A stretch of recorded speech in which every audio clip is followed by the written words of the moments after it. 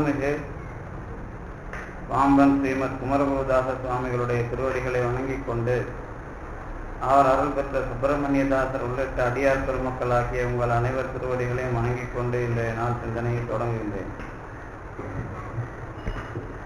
தொடர்ந்து தகராலய ரகசியம் அனுபவமாகின்ற வகையில் நாம் இங்கே சிந்தித்து வருகின்றோம். அந்த வகையில் இன்றைய நாள்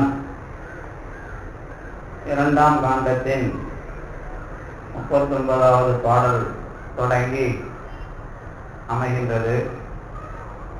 பாம்பன் சாமிகள் தகராலய ரகசியத்தை பல்வேறு அடிப்படைகளில் எழுகின்ற தடைகளை எல்லாம் தெளிவுபடுத்துகின்ற வகையிலேயும் தெளிவான ஒரு நடைமுறையை மேற்கொள்ளுகின்ற வகையிலும் இந்த நூலை நமக்கு அனுபவபூர்வமாக அமைத்து தந்திருக்கிறார்கள். அதிலே சென்ற வாரம் வரை மாபாதகம் என்பதாக சொல்லப்படுகின்ற கொலை, களவு, பொய், காமம், கள் ஆகிய 5 பாவங்களினுடைய தன்மைகளையும் அவை எப்படி நம்மை பீடித்திருக்கின்றன என்பதையும் அவைகளிலே இருந்து விடுபடுவதற்கான சாத்திய கூறுகளில் அவற்றை எப்படி அடையாளம் கண்டுகொள்வது என்பதை பற்றியும் சுவாமிகள் விளக்கிய வகையில் நாம் சிந்தித்தோம். அதனை தொடர்ந்து சுவாமிகள் விளக்குகின்ற பகுதி சிஷ்யன் கேட்கின்ற வகையிலேயும் ஆசிரியன் சொல்லுகின்ற வகையிலேயும் சுவாமிகள் அமைக்கின்ற பகுதி வழிபாட்டிற்கு அடிப்படையாக இருக்கின்ற உருவ அடையாளங்களை பற்றிய செய்தியாகவும், தொடக்கத்திலே அந்த சிவலிங்கம் பற்றிய தெளிவை உணர்த்துகிற வகையிலேயும் 39, 40, 41 கூடுதலாக 42ஐயும் அமைக்கிறார். அதனுடைய தொடக்கம் என்று அறிஞன் நாம் புறவன் ஓதிடலும் தெளிந்து ஓர்ந்த மனசன் எந்தாய் உன் தகவில் தகரவித்தை முதலாய சரதமெல்லாம் ஒருங்கே ஓர்ந்தேன் மன்றில் நடம் புரி புகனை நான் வழிபாடு அது செய்யும் மார்க்கம் என்பது ஒன்றை இனி அருள்க எனலும் அவ் அறிஞன் உள் உவந்து ஈது உணர்த்தல் உணர்த்தான். அறிஞனாகிய குருநாதர் மாணவனுக்கு உணர்த்த வருகிறார். இதுவரை பாதகங்களை பற்றி ஓதிய பிறகு அதிலே தெளிவடைந்த மனிதன் சொல்லுகிறான், உன்னுடைய ஒரு மதிப்பு வாய்ந்த வார்த்தைகளின் மூலமாக தகர வித்தை அடிப்படையாக கொண்ட உண்மையை எல்லாம் நான் தெரிந்து கொண்டேன். மன்றத்திலே நடம் செய்கின்ற அந்த குகேசனை நான் எப்படி வழிபடுவேன், அதற்கு உரிய வழி என்ன என்பதை நீங்கள் சொல்ல வேண்டும் என்பதாக அவன் கேட்கவும், அந்த அறிஞனாகிய ஆசிரியன் மனம் மகிழ்ந்து சொல்கின்றான் என்பதாக அந்த பாடலின் பொருள் அமைகின்றது. அதாவது நடம்புரிகின்ற குகேசன், அதுதான் சுவாமிகள் எல்லாருக்கும் சொல்லுகிற, அதாவது நடராஜர் பெருமானாக இருந்தாலும் சரி, சிவலிங்கமாக இருந்தாலும் சரி, எல்லாவற்றிற்கும் பெயர் குகேசன் என்பதுதான். அதாவது பாம்பன் சுவாமிகள் அமைக்கிற பெயர். அந்த வழிபாட்டை நான் எப்படி அமைத்துக் கொள்ள வேண்டும் என்பதாக அவன் கேட்க, ஆசிரியனாகிய நம்முடைய சுவாமிகள் நமக்கு சொல்லுகிற அடிப்படையிலேயும் குரு மார்க்கமாகவும் அதை அமைக்கிறார். அதை நாம் இப்போ இந்த 2 பாடலும் நீங்க படித்திட்ட பிறகு அதனுடைய அடிப்படைகள் தெரியும். அக்குகன் நல் நட்டம் நிகழ் ஞானவெளி அளத்தானே அருள் என்று ஓதும் சக்கரவட்ட ஆகார பீடம் எனும் ஆவிடையாய் தயங்கா நிற்கும் சொக்கமுள்ள சிதாகாசமே கோள் ஆச்சார லிங்க சொரூபம் ஆகி எக்கணுமே நிறைந்து அதனில் நிற்கும் இதுவே சைவலிங்கமாது ஓ சைவலிங்கமாது ஓ மாதோ என்பதாக அமைக்கிற அந்த பகுதி 40வது பாடல். இதுல என்ன சொல்ல வருகிறார் என்றால், உங்களுக்கெல்லாம் அடிப்படையிலே இருக்கிற சிக்கல் தான் சிவலிங்க வழிபாடு. அதனுடைய அடிப்படையில் அதை குகேசனுடைய வழிபாடாக நீங்கள் எப்படி புரிந்து கொள்வது? வழிபாட்டுக்கு தொடக்கத்துல அவன் கேள்வி கேட்கிறான். மனிதன், நான் வழிபாடு இந்த தகராலய ரகசிய அனுபவம் தருகின்ற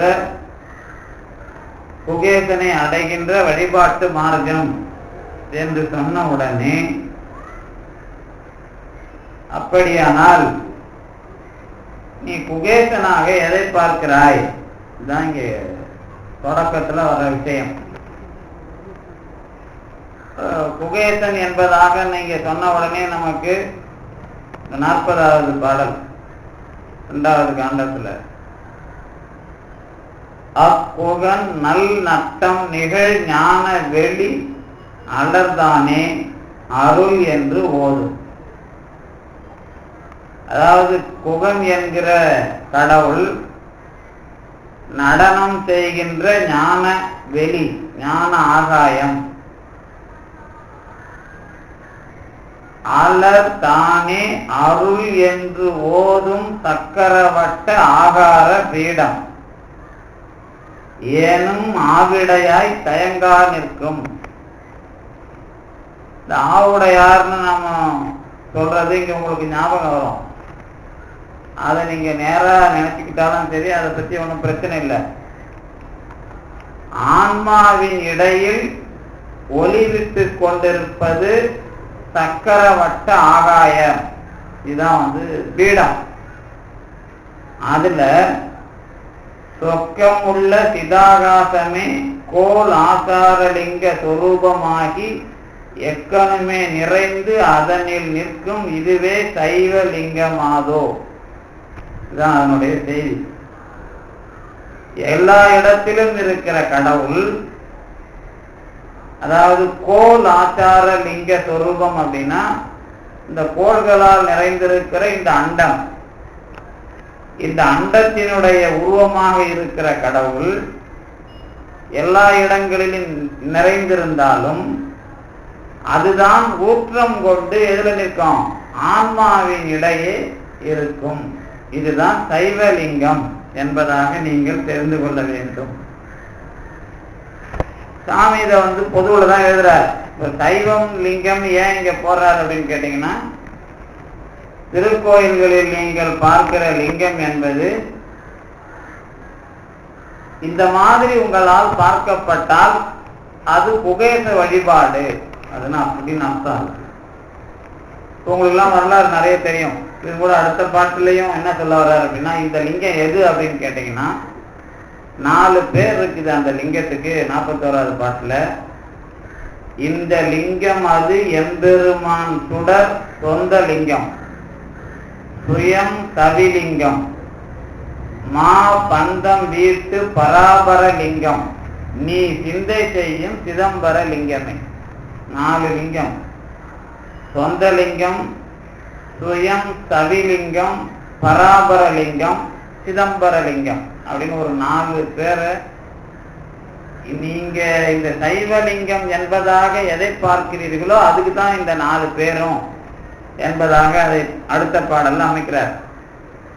இங்க என்னென்னலாம் உங்களுக்கு இந்த இடத்துல மூர்த்தம் பற்றிய வழிபாட்டுக்குள்ள உங்களுக்கு தடைகள் வந்தால் அதுக்குள்ள நீங்க என்ன பண்ணாலும் புரிந்து கொள்ளுவதில் உங்களுக்கு சந்தேகம் இருந்தா வழிபாட்டை மேற்கொள்வதில் ஒரு பெரிய விஷயம் அமைய வேண்டும் என்பதாகிய ஒரு தெளிவு இருந்தால் இந்த பகுதியில நீங்க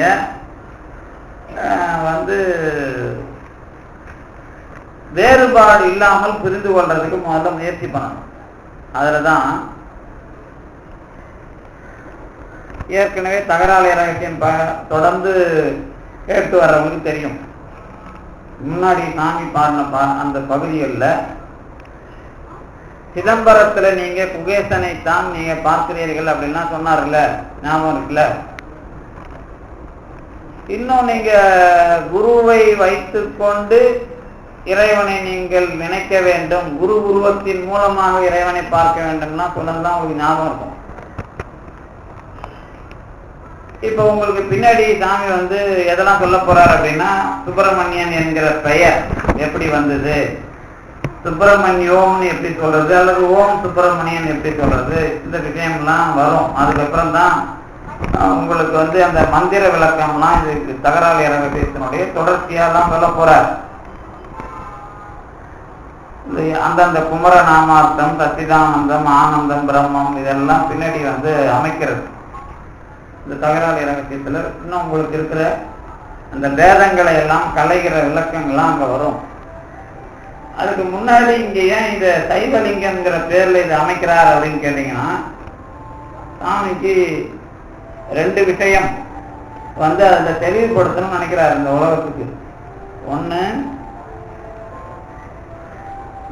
சிவனுக்கும் முருகனுக்கும் வேறுபாடு இல்லை அப்படிங்கிறதுக்குள்ள அந்த வடிவ விஷயமாக நீங்க மனசுக்குள்ள இருந்து அது வேற இது வேறங்கிற அடையாளத்திலிருந்து வெளியே வர்றதுக்கு ஒரு அடிப்படை தருகிறார். இரண்டாவது, நீங்க இந்த வழிபாட்டுக்குள்ள சடங்கு விஷயமா இல்லாம ஒரு பெரிய விஷயத்துமா நீங்க அதுக்குள்ள மேல வர்றதுக்கு ஒரு வாய்ப்பு பார்க்கிறார். என்ன அப்படின்னு கேட்டீங்கன்னா,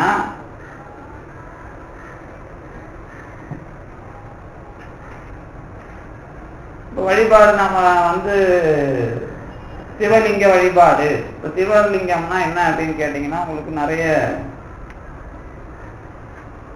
விளக்கங்கள்லாம் நிறைய வந்திருக்கும். சாமி சொல்ற கருத்தை நேர சொல்லிடுறேன். முதல்ல ஒரு அண்ட ஆகாயமாக நிறைந்திருக்கிற கடவுள் அது என்ன அப்படின்னா, ஆன்மாவுக்குள்ள எப்படி இருக்கும் ஏற்கனவே பார்த்துருக்கிறோம். அது பேர் அங்குட்டம்னு ஒரு பேர் கொடுப்பாங்க, அங்குட்டம். அதுதான் நீங்க உரைப்பகுதியில எல்லாம் எடுத்து காட்டுறாரு, பின்னாடி அது படிப்பேன். அங்குட்ட அளவுன்னு பேர். அது இந்த அங்குட்டம்னா என்ன அப்படின்னா, ஒரு நெல்லு அளவுக்கு, அதாவது நீங்க அரிசி பார்ப்பீங்களா, அது மூடி இருக்குதுல்ல நெல்லு, அந்த நெல்லு மாதிரியே தங்க நிறத்துல, அதாவது ஜோதியாக அந்த நெல் அளவுக்கு அது இருந்தா கடவுளுக்கு ஒரு வடிவம் அங்குட்டம் அப்படின்னு பேரு. உபநிடதத்துல வர்ற விஷயம் அது. சாமி அந்த உபநிடதத்தை மேற்கோள் காட்டி எழுதுறார்.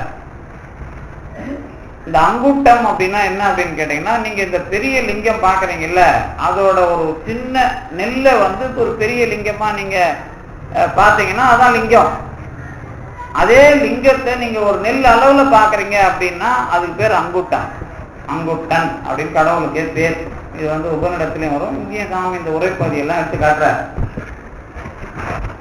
அது என்ன அப்படின்னு கேட்டீங்கன்னா, உடம்புக்குள்ள உயிர் அப்படின்னு ஒரு விஷயத்தை சொல்லி, அந்த உயிருக்குள்ள ஒரு தாமரை வடிவ இடத்துல ஆன்மாவும் இறைவனும் இருக்கிற ஒரே இடம் அது. அவ்வளவுதான் விஷயம். அது அந்த இடத்தோட அளவும் அந்த இடத்தோட பொருள் அமைப்பும் எப்படி இருக்குதுன்னு கேட்டீங்கன்னா அதுக்கு பேர் அங்குட்டம் அப்படின்னு பேர். அது என்ன செய்தி அப்படின்னா,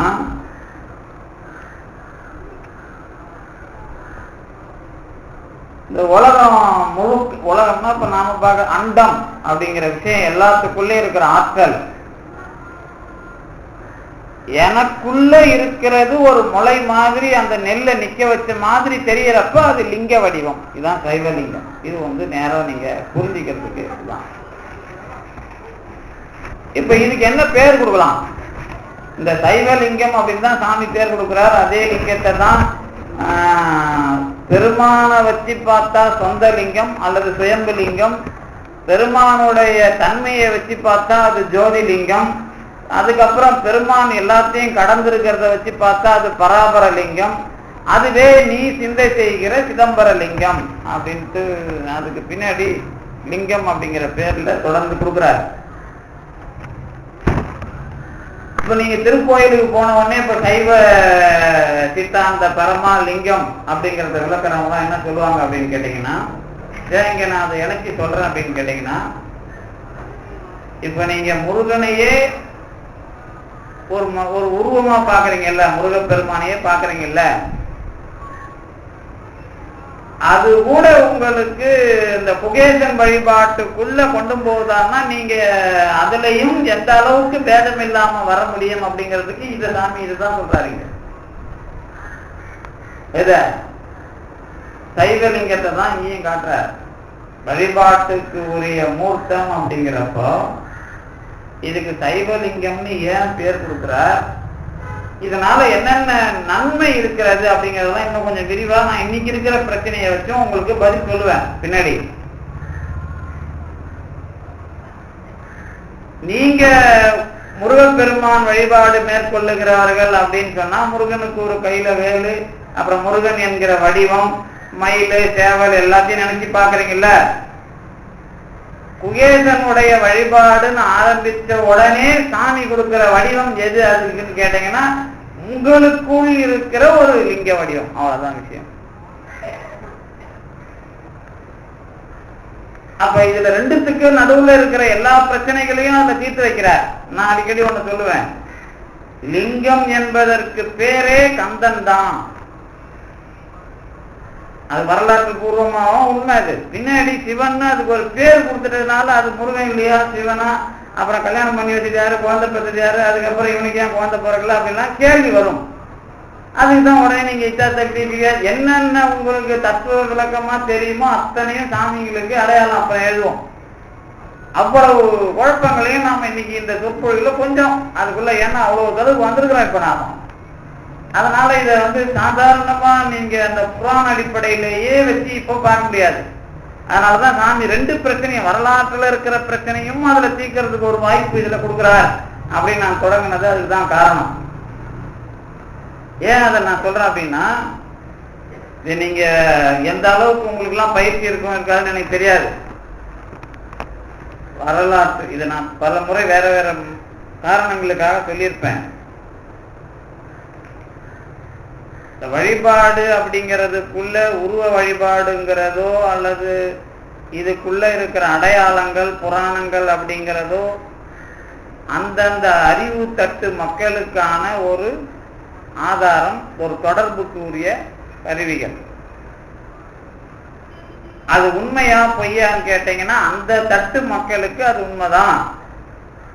அதை கடந்து வர்றப்ப நீங்க இப்ப இப்படி வச்சுங்களேன், அருணகிரிநாதர் சொல்றாரு, நான் எந்த அப்பா அம்மாவுக்குப்பா பிள்ளையா இருக்கிறேன், கர்மா பண்ண நினைக்கிறேன், நான் எத்தனை பொறுப்பு பிறந்திருக்கிறது தெரியுமா, எத்தனை அப்பா அம்மாவுக்கு நான் என்ன பண்றதுன்னு கேட்கிறாருல்ல. நீங்க கேட்க முடியுமா? அதை என்ன இது போன அப்பா அம்மாவும் எனக்கு எப்படியா தெரியும், இந்த அப்பா அம்மாவுக்கு நான் செய்யலைன்னா தப்பு இல்லையா அப்படின்னு நீங்களே இல்லையா? அப்ப அருணகிரிநாதர் தப்புன்னு சொல்ல முடியுமா? இல்ல இல்ல. அப்ப ஆனா அருணகிரிநாதர் லெவலுக்கு போறப்ப அவர் சொல்றதுதான் சரி. நம்ம லெவல்ல இவ்வளவுதான் சார், நீங்க இதை தாண்டி போக முடியாது. ஆனா அருணகிரிநாதர் அந்த அவருடைய தகுதிக்கு போறப்ப உங்களுக்கு இது மேல எது மேல எல்லாத்தையும் நின்று பார்த்துட்டு தான் இருப்பீங்களே தவிர இதுக்குன்னு நீங்க தனியா ஒரு மெனக்கிட மாட்டீங்கல்ல. ஆமா, அவருடைய அதுதான் நீங்க அருளாளர்களுக்குள்ள போறது. அதனாலதான் கடவுள் அப்படிங்கிற வரலாறுக்குள்ள இப்ப கந்த புராணம் உண்மையா பொய்யா அப்படின்னு கேட்கிறப்ப கந்த புராணத்தை வெளியில சொற்பொழிவு வயல்வெளியில வேலை செஞ்சுட்டு வர ஊர்ல ஒரு மாரியம்மா கோயில்ல முருகன் கோயில்ல ஊர்ல போய் பேசணும்னா பேசுவேன். அப்பதானே எனக்கு உலகம் பூரா பழகும். முருகப்பெருமான் மயில் மேல் பரவுகிறார். நல்லா அழகா கேட்பீங்க, நீங்களும் காசு கொடுப்பீங்க, எல்லாம் பண்ணுவீங்க. அது அங்க பேசணும். அப்ப அந்த மக்களுக்கு அது இப்ப உங்களுக்கு பேசினா ஜவுக்கா இருக்குதா இல்லையா? உங்களுக்கு பேசினா ஒரு கேள்வியாச்சு இருக்குதா இல்லையா? என்ன தப்பு இங்க வந்து பேசிக்கிறோம், நாங்க எவ்வளவு பச்சு வந்துட்டோம், இவர் இன்னும் புதுசா கதை சொல்ல வந்துட்டேன், உங்களுக்கு வருமா இல்லையா? அப்ப நான் கேட்பேன், அது சரியா தப்பான்னு. அப்ப கேட்கிறப்ப அதுக்கு பதில் சொல்லணும். அது உங்களுக்கு கேள்வியா தெரியுது, முட்டாள்தனமா வரக்கூடாது. அதுக்கு சரியான காரணங்களோட பதில் வரணும். இதுதான் அடுத்த கட்டம். அப்ப என்ன சொல்லுவோம்? இல்லைங்க, முருகப்பெருமான்னா கடவுள் தான். அவரை அனுபவிக்கிறது அப்படின்னா ஆணவம், கர்மா, மாயை தான். சூரபத்மன், சிங்கமுகன், பானுலோகன் இவர்களை நீக்கிறது தான் கந்த புராணம்னு ஒண்ணு வருது. அது உங்க சொந்த புராணம். அடுத்த கட்டமா வருமா இல்லையா?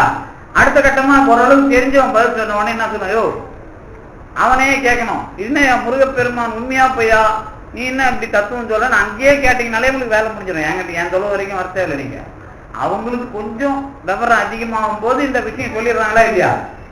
அப்ப நீங்க என்ன கேட்கணும்? இது சரியா தப்பா, முருகன் வந்தாரா இல்லையா, நீ ஆணவங்கிறது இல்லையா, ஆணவன்னு சூரபத்மா சொல்ற, சூரபத்மன் உண்டா இல்லையான்னு கேட்டாருன்னா சொல்லுவீங்க. அன்னைக்கே கேட்கணும் அத. ஆனா இன்னைக்கு இப்ப நான் சொல்ல வர போது மட்டும் இடிக்குது இல்ல. அவன் அன்னைக்கு கொஞ்சம் தத்துவமா சொன்னா மட்டும் தலையாட்டமா இல்லையா? அப்ப எது உண்மை, எது பொய், எது உண்மைன்னு சொல்லலாம், பொய்ன்னு சொல்லலாம் முடியாதுல்ல. அதுக்குதான் என்ன சொல்லுவோம் அப்படின்னா, எந்த விஷயமும் கடவுள் என்ற விஷயத்துக்கு நேர உருவம் கிடையாது. அதனாலதான் அந்த சித்தர்கள் எழுதும்போது முருகனை எங்க தாத்தா சித்தர் அவரு அப்படின்னு எழுதுவாங்க. சில சித்தர்கள் அந்த மருந்து கடையெல்லாம் பாத்தீங்கன்னா சுப்பிரமணியன் என்கிற எங்க சித்தர், எங்களுக்கு எல்லாம் மூல சித்தர் அவர் தான். அப்புறம் அதே மாதிரி அகத்திய சித்தர்னு 2 விஷயம்லாம் எழுதுறாங்கல்ல. ஏன் எழுதுறாங்க? அந்த மாதிரி பேர்ல தான் அவங்கள வச்சுதான் முதல்ல கடவுள் அடையாளம் இவங்களுக்கு. அப்படி வச்சுக்கிட்டீங்கன்னா அவங்க யாரை அழிச்சாங்களோ, யாருல இருந்து யாரை ஊரை காப்பாத்தினாங்களோ அன்னைக்கு அவனுக்கும் பேர் முருகன் தான். புரியுதா? இன்னைக்கு ஒருத்தன் ஊரை காப்பாத்துறான், அவன் முருகன் பேர் இல்லை, விநாயகருங்கிற கணேசங்கிற பேர்ல ஊரை காப்பாத்தினாலும் அவனும் முருகன் தான். முருகன் தான் அவனா? அப்பதான் சொல்லுவோம், என்ன சொல்லுவோம், எல்லாத்துக்குள்ளேயும் கடவுள் அந்தந்த வடிவத்துல இருந்த ஒரு ஆற்றல் தன்மையை நாம கடவுளா பாக்குறோம். இந்த இடம் ஏதாவது புரியுதா உங்களுக்கு? இது பல தடவை நான் சொல்லியிருப்பேன். நான் சொல்ற முறை என்ன அப்படிங்கறது அதையும் நான் சொல்லணும். இப்ப சினிமா பார்த்துட்டு வந்து எதுக்கு படம் எடுத்தேன்னு கதை எழுதுறோம்ல, நாங்க இந்த நோக்கத்துக்காக படம் எடுத்தேன்னு சொன்னாதான் அது எந்த நோக்கத்துக்கு படம் எடுத்தான்னு தெரியும். இல்லாட்டா அவன் ஏகப்பட்ட விஷயம் வச்சிருப்பான், அது நமக்கு புரிய மாட்டேங்குது. அந்த மாதிரி இப்போ உங்களுக்கு ஒரு காலத்துல முப்புறம் எரித்தார் பத்துமா இல்லையா? முப்புறம் எரித்தார்னு தெரியல. 3 கோட்டையில தங்க கோட்டை, இரும்பு கோட்டை, வெள்ளி கோட்டை, 3 கோட்டை, இதுல 3 அசுரர்கள் பாதுகாப்பு. இவங்க என்ன பண்ணுவாங்க, அந்த கோட்டையை வச்சுன்னு பறப்பாங்க. எந்த ஊர்ல மக்கள் வாழறாங்களோ அங்க நேரம் இறக்குவாங்க, அந்த மக்கள்லாம் அழிஞ்சுவாங்க. இவங்க சோகமா எல்லாத்தையும் பிடிச்சிக்குவாங்க. இப்படிதான் அந்த 3 கோட்டை முப்புறம்னு பேர் இருக்கு, படிச்சிருப்பீங்கல்ல. இது அழிச்சவர் யாரு? சிவபெருமான் அழித்தார். அப்புறம் யானை ஒண்ணு வரும், அது தோலை உதைச்சார். அதுக்கப்புறம் யமனை உதைத்தார். இப்படிலாம் படிக்கிறோமா இல்லையா? 8 வீர செயல்கள் படிக்கிறோமா இல்லையா? அதுக்கப்புறம் முருகப்பெருமான் சூரனை அழிக்கிறார். இப்படிலாம் படிச்சோமா இல்லையா? இந்த வரலாறுக்கு எல்லாத்துக்கும் முருகப்பெருமானே வந்து அழிச்சாரா, சிவபெருமானே வந்து அழிச்சாரான்னு கேட்டா என்ன சொல்லுவோம்?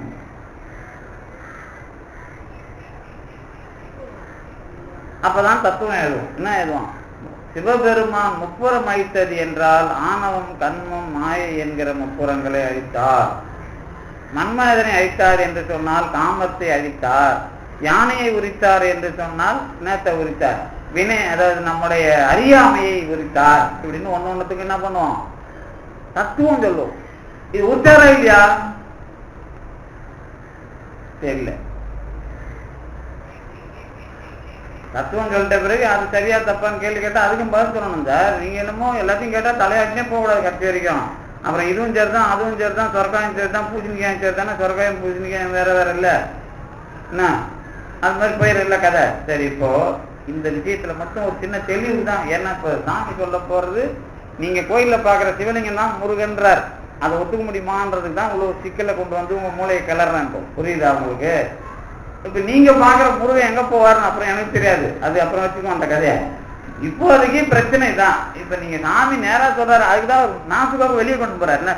முருகனையும் கொண்டு வரல, சிவலிங்கத்தையும் அவர் இருக்கல வம்புக்கு. நேரா இதயத்தில் உனக்கு ஆன்மா என்கிற ஒரு சக்கரத்தில் அல்லது அந்த மலர் இடத்தில் கடவுள் என்கிற அந்த பெரிய ஆற்றல் ஒரு அங்குட்ட அளவு ஜோதியாக இருக்கும். அப்படியே அதுதான் லிங்கம் அப்படின்னு அழகா சொல்லிடுறாரு.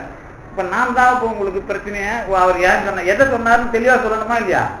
நீங்க தனியா சொல்லிட்டு நான் தப்பிக்க கூடாது இல்ல, இருக்கிற எல்லாத்தையும் நான் வறுத்துக்கிறது எடுத்து உங்களுக்கு ஒரு பொறி உண்ட மாதிரி ஏதாவது ஒண்ணு பண்ணி கொடுக்கணுமா இல்லையா?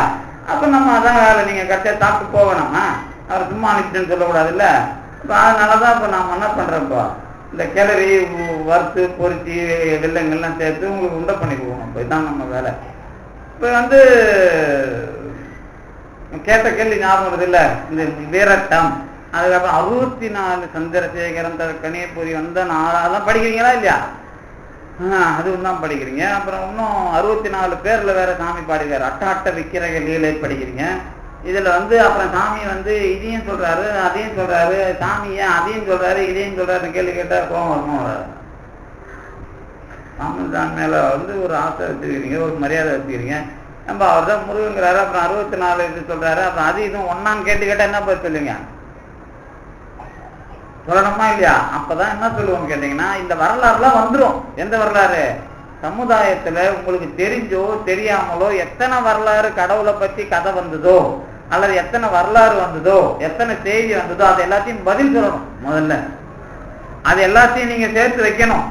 சேர்த்து வச்சுதான், ஏன்னா யாரையும் நீங்க என்ன பண்ணல, அதுல வெளியே தரல. எல்லாத்துக்குள்ளேயும் கடவுள் வரலாறு கண்டிப்பா உண்டு. அதாவது நீங்க நல்லவனா இருந்தாலும் கடவுள் வரலாறு உண்டு, கெட்டவனா இருந்தாலும் கடவுள் வரலாறு உண்டு. கெட்டதே இல்லைம்பார் யாரு தெரிஞ்சான சம்பந்தம். நான் சொல்லுவேன் எனக்கு எல்லாமே கெட்டதும்பேன். ஏன்னா உங்களுக்கு யார் இந்த மாதிரி ஒரு ஆட்கள் வரலன்னா உங்களுக்கு ஞானமே வந்திருக்காது இல்ல. அப்புறம் எப்ப ஞானம் வரும்? என்னை பொறுத்த வரைக்கும் ஞானம் சுத்தி இருக்கிற எல்லாம் வந்ததுனாலதான் ஞானமே வந்தது. அதனாலதான் நான் என் புக்ல எல்லாம் எழுதுவேன், என் கூட பழகியும் எதிரையா இருந்தும் எனக்கு ஞானம் கொடுத்தவங்களுக்கு எல்லாம் நன்றின்னு எழுதியிருப்பேன். நான் நல்லவங்க மாதிரி இந்த துரோகம் பண்ணவங்க எல்லாருக்கும் நன்றின்னு எழுதியிருப்பேன். ஏன்னா அவங்களாலதான் நம்ம ஒன்னொன்னே கத்துக்கிறோம். அப்ப எல்லாம் இப்ப நல்லதா கெட்டதா? இது புரியுதா? நான் கேட்ட கேள்வி புரியுது இல்ல? நல்லதா எல்லாரும் நமக்கு கெட்டவங்கன்ற மாதிரி சொல்லிடுறோம். ஆனா ஞானம் வந்தது அப்படின்னு சொல்றோம். நல்லதா கெட்டதா? சொல்ல தெரியல. நல்லதுன்னு சொல்ல தெரியல, கெட்டதுன்னு சொல்ல தெரியல. நாம வளர்ந்தது சரின்னு ஏற்றிக்கிட்டா எல்லாமே நல்லதுதான். ஆனா கெட்டதுங்கிற பேர்ல நான் நல்லது சொல்றேன், அவ்வளவுதானே. இப்ப சொல்லுங்க, வரலாறுனா கடவுளோட வரலாறுலாம், கடவுள் அட்ட வீரட்டமா இருந்தாலும் சரி அல்லது அட்ட விக்கிரகங்களில இருந்தாலும் சரி, அப்புறம் பேர் என்ன, நம்ம சூரபத்மனை அழித்த வரலாறா இருந்தாலும் சரி, எந்த வரலாறையும் நீங்க எடுத்துங்க. இப்ப நஞ்சு உண்ட வரலாறு அதை எடுத்துங்க. நஞ்சு உண்ட வரலாறு என்ன சொல்லுவோம்? சூரபத்மனுக்கு சுந்தரர் கொண்டாந்து பெருமானுக்கு விஷத்தை திரட்டி கொடுத்தாரு அப்படின்னா நம்ம சொல்லிதானே பிரதோஷத்தை கொண்டாடுறோம். இப்ப பிரதோஷம்னா என்ன கடைசியா சொல்லுவோம்? விஷம் சாப்பிட்டீங்களா? அப்புறம் எங்க திருமகள் இருக்கிறா, யார் கொண்டாட்டியை கட்டிக்கணும், அதுல கிடைச்ச திருமகள் அவன் எடுத்துக்கணும், அவன் கிடைச்ச சரஸ்வதியும் பிடிக்கணும், அப்புறம் இதெல்லாம் நடக்குது, அப்புறம் சங்கம் எடுத்துக்கணும், அந்த அமுதத்தை எடுத்துக்கணும் அப்படிலாம் ஒரு வரலாறு எழுதணும்ல. கடைசியா அந்த வரலாறு முடிக்கும் போது நாங்க எழுதுறோம், எல்லாம் அந்த விஷத்தை கண்டு ஓடணும், ஒரே ஒரு ஆள் எடுத்து சாப்பிட்டாருன்னு எழுதுறோம்ல. அதுலதான் கடவுளோட தலைமையை நாம பேசுறோம்ல. கடைசியா அந்த வரலாறுக்கு என்ன பதில் சொல்லுவோம்? ஒன்னும் இல்லை, ஆணவம் என்பதை எடுத்துக்கொண்டு நம்மை வாழ வைக்கிறார் கடவுள். இவ்வளவுதான விஷயம். கடல் விஷமும் பாம்பின் விஷமும் எது என்று கேட்டால், யான் எனது என்று சொல்லுகின்ற ஆணவத்தின் காரியங்கள். அதை நாம் கடவுள் நம்மிடமிருந்து எடுக்குமாறு செய்துவிட்டால் நாம் மரணமில்லா பெருவாழ்வுக்கு வந்து விடுகிறோம். இதுதான் அமுதம் சாப்பிட்றது அப்படின்னு நாம் அதுக்கு படிக்கிறோமா இல்லையா? இப்ப பிரதோஷம் நடந்தது உண்மையா போயா? ஏன்னா மறுபடியும் இதையும் சொல்றோம், அதே கோபம் வந்தா இல்லையா? அதாவது எல்லா மக்களுக்கும் எல்லாரையும் வர வைக்கிறதுக்கு பிரதோஷம் ஒரு வரலாறு நடந்ததுன்னு சொல்லுவோம். வந்த பிறகு சிக்கல்ல வர்றவனுக்கு அது இப்படியான்னு சொல்லுவோம் தானே. இவ்வளவு தானே சுருக்கமா முடிஞ்சு போச்சா? அதாவது வரலாறு இந்த புராணங்கிறான எல்லாம் இந்த மக்களை வரவழைப்பதற்கு ஆனா இதுக்குள்ள கடவுள் உண்டா இல்லையாங்கிறது ஒரு சின்ன, அதுதான் உங்ககிட்ட பேசுறது. இதுவே கடவுள் இல்லை, இது கடவுள் இல்லாம இல்லை, அவ்வளவுதான். கடவுள்ங்கிறவருக்கு நீங்க ஆலகாலம் உண்ட நஞ்சு உண்டா கண்டன்னு அவருக்கு பேர் கொடுத்தா அதுல கடவுள் இருக்கிறார். ஆனா அவரே கடவுள் கிடையாது. சூரபத்மனை அழித்தவருங்கிறதுல கடவுள் வரலாறு உண்டு, ஆனா அவரே கடவுள் கிடையாது. இந்த விஷயம் இது தெரிஞ்சுக்கிட்டீங்கன்னா எல்லா காலத்திலும் கடவுள் இருந்தார், இன்னைக்கும் இருக்கிறார் அப்படிங்கிறதுக்குள்ள எப்படி போவீங்க? அதான் செய்யும். இது வந்தாதான் இது நான் ஏன் இப்போ தகராளி ரகசியமே நம்ம படிக்க ஆரம்பிக்கிறோம் வச்சுங்க சார். படிக்க படிக்க படிக்க படிக்க படிக்க உங்களுக்கு வந்து இப்படி வர்றீங்க, படிச்சுக்கிட்டே வர்றோம், கேட்டுக்கிட்டே வர்றோம். இது ரீதியா உங்களுக்கு வரும்போது உங்களுக்கு இதை தாண்டி கடவுள் இருக்குது அப்படிங்கிற ஒரு இடத்துல வந்து ஒண்ணு நிக்கணுமா இல்லையா? இப்ப கடவுள் இருக்குதுங்கிறதுல நீங்க எப்படி நிக்கிறீங்கன்னு கேள்வி கேட்டா என்ன சொல்லுவேன்? இப்ப வந்து இதுல இன்னொரு சந்தேகம். என்ன சந்தேகம் அப்படின்னா, இது வேணாம் அது வேணும் அப்படின்னு ஒன்ன தூக்கி போட்டுட்டு பண்றதுக்கும் இதுக்குள்ள கொஞ்சம் அப்படியே எது இருந்தாலும் பிரச்சனை இல்லைங்க அப்படியே வந்துடலாம் அப்படிங்கிறதுக்கும் என்ன வித்தியாசம்? இது வேணாம், இது சரியில்லை, இதுதான் அப்படிங்கிறதுக்கும் அப்படியே அதுக்குள்ள ஒரு பிரச்சனையும் இல்லாம மேல நின்று பாக்குறதுக்கும், எதுலயும் முரண்படாம மேல நின்று பாக்குறதுக்கும் என்ன வித்தியாசம் இருக்கு? இது வேணாம் இது வேணாங்கிறது தப்பதான் நம்ம அது வேணாம்னு சொல்லணும். ஆனா எல்லாத்தையும் கடந்து நீங்க மேல வந்து நிற்கும் போது இதெல்லாம் இதை தாண்டி நான் மேல நிக்கிறேன்னா இதுக்குள்ள எதுவும் தப்பு இல்லாதையும் நீங்க மேல வந்து நின்று அனுபவிக்கிற மாதிரி உங்க மனநிலையில அவ்வளவு பக்குவமும் வந்து நிற்கும்.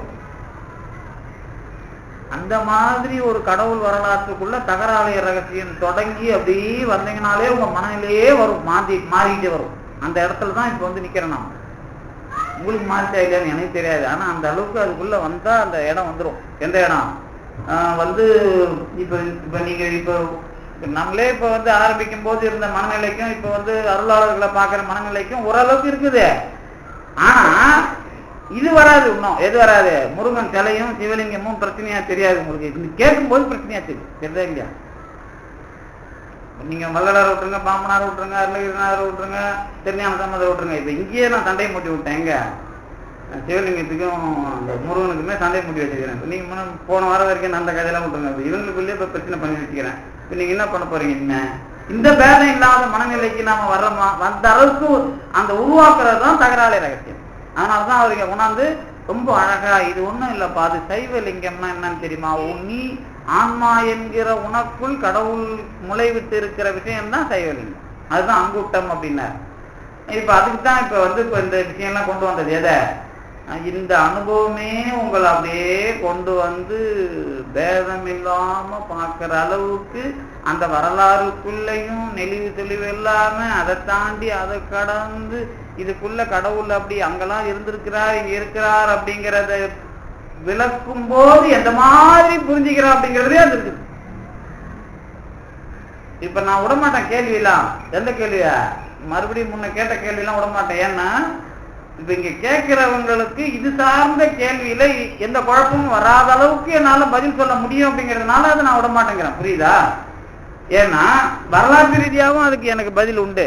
வரலாற்று ரீதியாகவும் அதை நம்ம பதில் சொல்லுவோம், தத்துவ ரீதியாகவும் பதில் சொல்லுவோம், அனுபவ ரீதியாகவும் பதில் சொல்லுவோம்.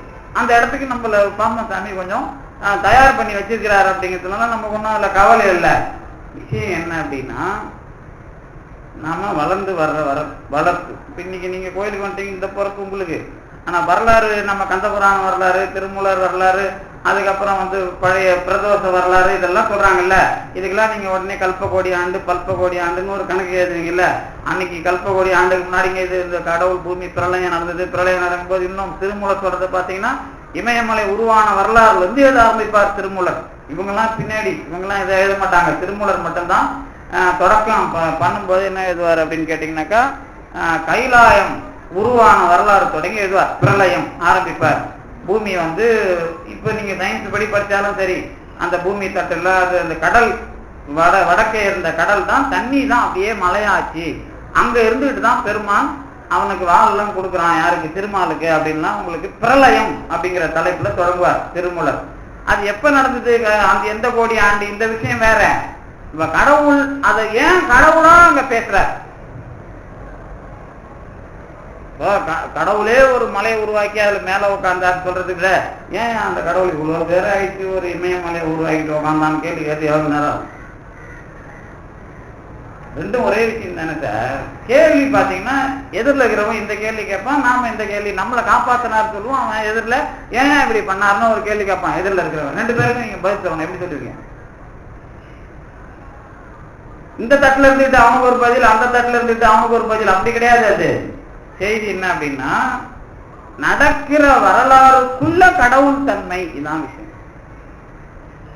எந்த வரலாற்றையும் கடவுள் நிகழ்த்துகிறார் அப்படிங்கிறத நாம மக்களுக்கு புரிய வைக்கிறதுக்கு சொல்ற முறை அது. நடக்கிற அந்த வரலாற்றுக்குள்ள நீங்க கடவுள் தன்மையை பாக்குறீங்க. ஒரு காலத்துல ஒரு 10 பேரை ஒருத்தன் காப்பாத்தினான்னா அவன் செத்தான்னா அவனுக்கு நடுகல்னு வச்சாங்க சார். அவனை தான் ஊர் ஜனங்க வழிபட்டுது. இப்ப எங்க ஊர்ல நாங்க குலதெய்வம் வழிபடுறோம். இதுக்கப்புறம் தான் நாங்க அம்பால வழிபடுறோம். அதுக்கப்புறம் தான் ஊர்ல இருக்கிற இந்த 2 கோயில் தான் முக்கியம். குலதெய்வம் ஒண்ணு, அம்மன் கோயில் ஒன்று தான் முக்கியமா இருக்கும். அதுக்கப்புறம் தான் விநாயகர் சேர்றார். அதுக்கு முன்னாடிலாம் விநாயகர் கிடையாது. அம்பாளுக்கும் இதுக்கும் தான் இடம் உண்டு முதல்ல கிராமத்துல. அதுக்கு பேர் கிராம தேவதைன்னே பேரு. மற்றதுக்கெல்லாம் எங்க கிராம தேவதைன்னு பேரு. விநாயகருக்கு முருகனுக்கு எல்லாம் கிராம தேவதைன்னா பேரு இல்ல. அப்ப கிராம தேவதைன்னா கிராம கடவுள்னால தேவதைன்னு தானே வருது. ஏன் தேவதைன்னு வருது? மாரிமா, காளிமா, அப்புறம் பச்சைமா தானே 3 அம்மா தானே பெரும்பான்மை வைக்கிறாங்க. அதுல அது விட்டா குலதெய்வம், அதுக்கப்புறம் தான் விநாயகர், அதுக்கப்புறம் தான் முருகர், இவங்கெல்லாம் வராங்களா இல்லையா? இப்ப இதுல யார் கடவுள்னு கேட்டா என்ன பதில் சொல்லுவீங்க? உங்க அனுபவத்துல இந்த பாமசாமி கோயில் வரைக்கும் உட்காந்துக்கிறீங்களா? யாரு கடவுள் கேட்டா அதுவும் தான் சார் கடவுள், இதுவும் தான் சார் கடவுள். அப்ப எது கடவுள்னு நான் அப்புறம் கேட்பேன் மறுபடியும். அதுவும் தான் இதுவும் தான் சொல்ற. மழை பெய்து வாழ வைக்கிற ஒரு அடையாளத்துல மாரியம்மாள், குழந்தை குட்டி பெற்று உலகத்தை உருவாக்குற அதே முறையில பெண்கள் தன்மையில அதே தெய்வம் பெண் தெய்வமா முதல்ல வருது. அதுக்கப்புறம் பெண்களை வச்சுக்கிட்டு அறிவாளி ஆகிற ஆண்கள் தெய்வமா வராங்க. அப்புறம் தான் சிவபெருமானுக்கு அந்த கையலாய மலையை கொடுத்து தானே கல்யாணம் பண்ணி வைக்கிறாங்க. பர்வதராஜன் அவங்க அப்பா எங்க போனாரு தெரியல, பாவம். பார்வதியை கல்யாணம் பண்ணிட்டு இவர் தான் மேலே உட்காந்துக்கிறாரு. அதுக்கப்புறம் அந்த அவன் எங்க போனா இவங்க எங்க போனா நமக்கு வரலாறு தெரியல. அதுக்கப்புறமும் இந்த இவ்வளவு பேர் எட்ட கூட்டாங்களேன்னு சொல்லிட்டு என்ன பண்றாரு, ஒரு பன்னி, ஒரு கலப்பை, ஒரு பாம்பு இதெல்லாம் வச்சுக்கிட்டு என்ன பண்றாரு, விவசாயம் பண்றாரு. தண்ணியை தலையில வச்சுக்கிட்டு அப்புறம் கலப்பை, பாம்பு இதெல்லாம் வச்சுக்கிட்டு. இப்ப நீங்க கடவுள்னா என்ன நினைக்கிறீங்க? ஆம்பளை கடவுள் எப்போ வருது?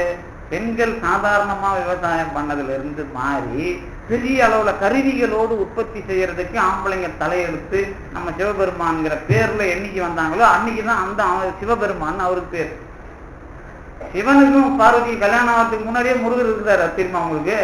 அவன் எப்படி தெரியும்னா வரலாறுல இருக்கிறாரு, உங்களுக்கு தெரியாது. அது வரலாறுல எப்படி இருக்கிறாருன்னா அவர் தான் என்னது அது வேடன்னு அவருக்கு தானே பேரு. நீங்க விவசாயம் பண்றதுக்கு முன்னாடி நாமெல்லாம் யாரு? நாடோடி தானே. அன்னைக்கே அவர் கொம்பு வச்சுக்கிட்டு இருந்ததுனால தானே அவருக்கு. அப்ப அன்னைக்கு அவர் முன்னாடி பிறந்தாருன்னு எப்படி சொல்லுவீங்க? சிவனுக்கு பார்வதி கல்யாணமே எப்படியா பிறந்தாருன்னு கேள்வி கேட்பீங்களா இல்லையா? இல்ல சாமி, அன்னைக்கு அவங்கள கடவுளா ஒருத்தன் தான்.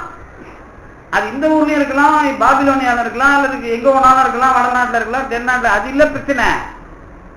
அந்த காலத்திலிருந்து நீங்க கடவுள் அடையாளத்தை கண்காணிக்கிறீங்க, அதாவது அடையாளப்படுத்துறீங்க. இவ்வளவுதான் உங்களுக்குள்ள விஷயம். அதுக்கப்புறம் இலக்கிய வரலாறு இதெல்லாம் படிக்கிறவங்களுக்கு ஒரு விஷயம் தெரியும். இலக்கிய வரலாறுனா என்ன அப்படின்னு கேட்டீங்கன்னா, மானுட வரலாறு, இலக்கிய வரலாறு, சமுதாய வரலாறு இதெல்லாம் படிக்கிறாங்கல்ல. அவங்களுக்கு ஒரு விஷயம் தெரியும். என்ன தெரியும் அப்படின்னா, தமிழ்நாட்டுல பதிவுகள் உலகத்துல கடவுள் எங்கெங்கெல்லாம் வந்ததுன்னு மேலை நாட்டுலாம் ஆராய்ச்சி பண்ணீங்கன்னா சில பேர் தேல் சிவன்லாம் தண்ணி சொல்லுவான், சில பேர் பூமியை சொல்லுவான், சில பேர் பாம்பு சொல்லுவான். இப்படி உலகம் முழுக்க 5 பூதங்களை தான் முதல்ல சாமியா சொல்லியிருக்கிறாங்க, சூரியனை சொல்லிக்கிறாங்க. இதெல்லாம் உங்களுக்கு தெரியும். இங்க இதெல்லாம் கடந்து கடவுளை ஒரு அடையாளப்படுத்தினது வரும்போது இங்க முதல்ல எதுல பண்றாங்க அப்படின்னா, இந்த ராஜா உருவான காலத்துல அந்த ஊர் சண்டைக்கு போகும்போது ஒரு மரம் அது வாடி போயிருந்ததுன்னா தோத்துருவான், நல்லா பூத்து இருந்ததுன்னா ஜெயிச்சு வருவான். அந்த மரத்தை காவல் மரம் சொல்லுவாங்க. இந்த மரத்தை வெட்டிடுவான் தோத்துட்டான்னா. எதிரி ஜெயிச்சுட்டான்னா அவன் இவன் வெட்டிடுவான். இந்த மாதிரி அந்த மரத்தை வெட்டிட்டா அடியில ஒரு அடி துண்டு மட்டும் அப்படியே இருக்கும். அந்த அடி துண்டு தான் எது அப்படின்னு கேட்டீங்கன்னா, அதை தான் வணங்குவாங்க பெண்களோ அல்லது மற்றவங்களோ. பெண்கள் விளக்கு வழிபடுறதெல்லாம் இதெல்லாம் உண்டு. அதே சமயத்துல கடவுள்ங்கிற வடிவம்னு ஒண்ணு ஆரம்பிக்கிறதுக்கு நீங்க சிவலிங்கம் அப்படிங்கிற ஒரு வடிவத்துக்கு மூலமா இருக்கிறது இது எது? இந்த மரக்கட்டை. இதுதான் நீங்க முளைக்குச்சின்னு சொல்லுவீங்கல்ல. முளைக்குச்சின்னு நம்ம மாடு கட்டுறதுக்கு பயன்படுத்துறாங்கல்ல, அதுக்கு பேர் கந்துன்னு பேர். அந்த மரத்தை வெட்டி விட்டாங்க பார், அதுக்கு கந்துன்னு பேர். அந்த வடிவம் தான் வரலாற்றுக்குள்ள சிவலிங்கம். எந்த வரலாற்றுக்குள்ள? அந்த கந்து அப்படிங்கிற மரத்தை நாம அந்த வழிபட்ட இடத்தை, அந்த அந்த இடம், அந்த மரம், அந்த அதாவது இந்த சிவலிங்கம் மாதிரியே தான் இருக்கும். அது தேஞ்சி அதுதான் முதல்ல கடவுள். அந்த ராஜா உற்பத்தி இது ஒரு கடவுள் வழி சிவலிங்கம் பேர் வாங்கிச்சா. இன்னொரு பக்கம் நீங்க ஆந்திராவுக்குலாம் போனீங்கன்னா இந்த 2-3 இடம் இருக்குது. அங்கெல்லாம் சிவலிங்கத்தை பார்த்தீங்கன்னா நல்லா உயரமா நல்லா இருக்கும். அதுல தெளிவா தெரியும், ஆண்குறி மாதிரி தான் இருக்கும்.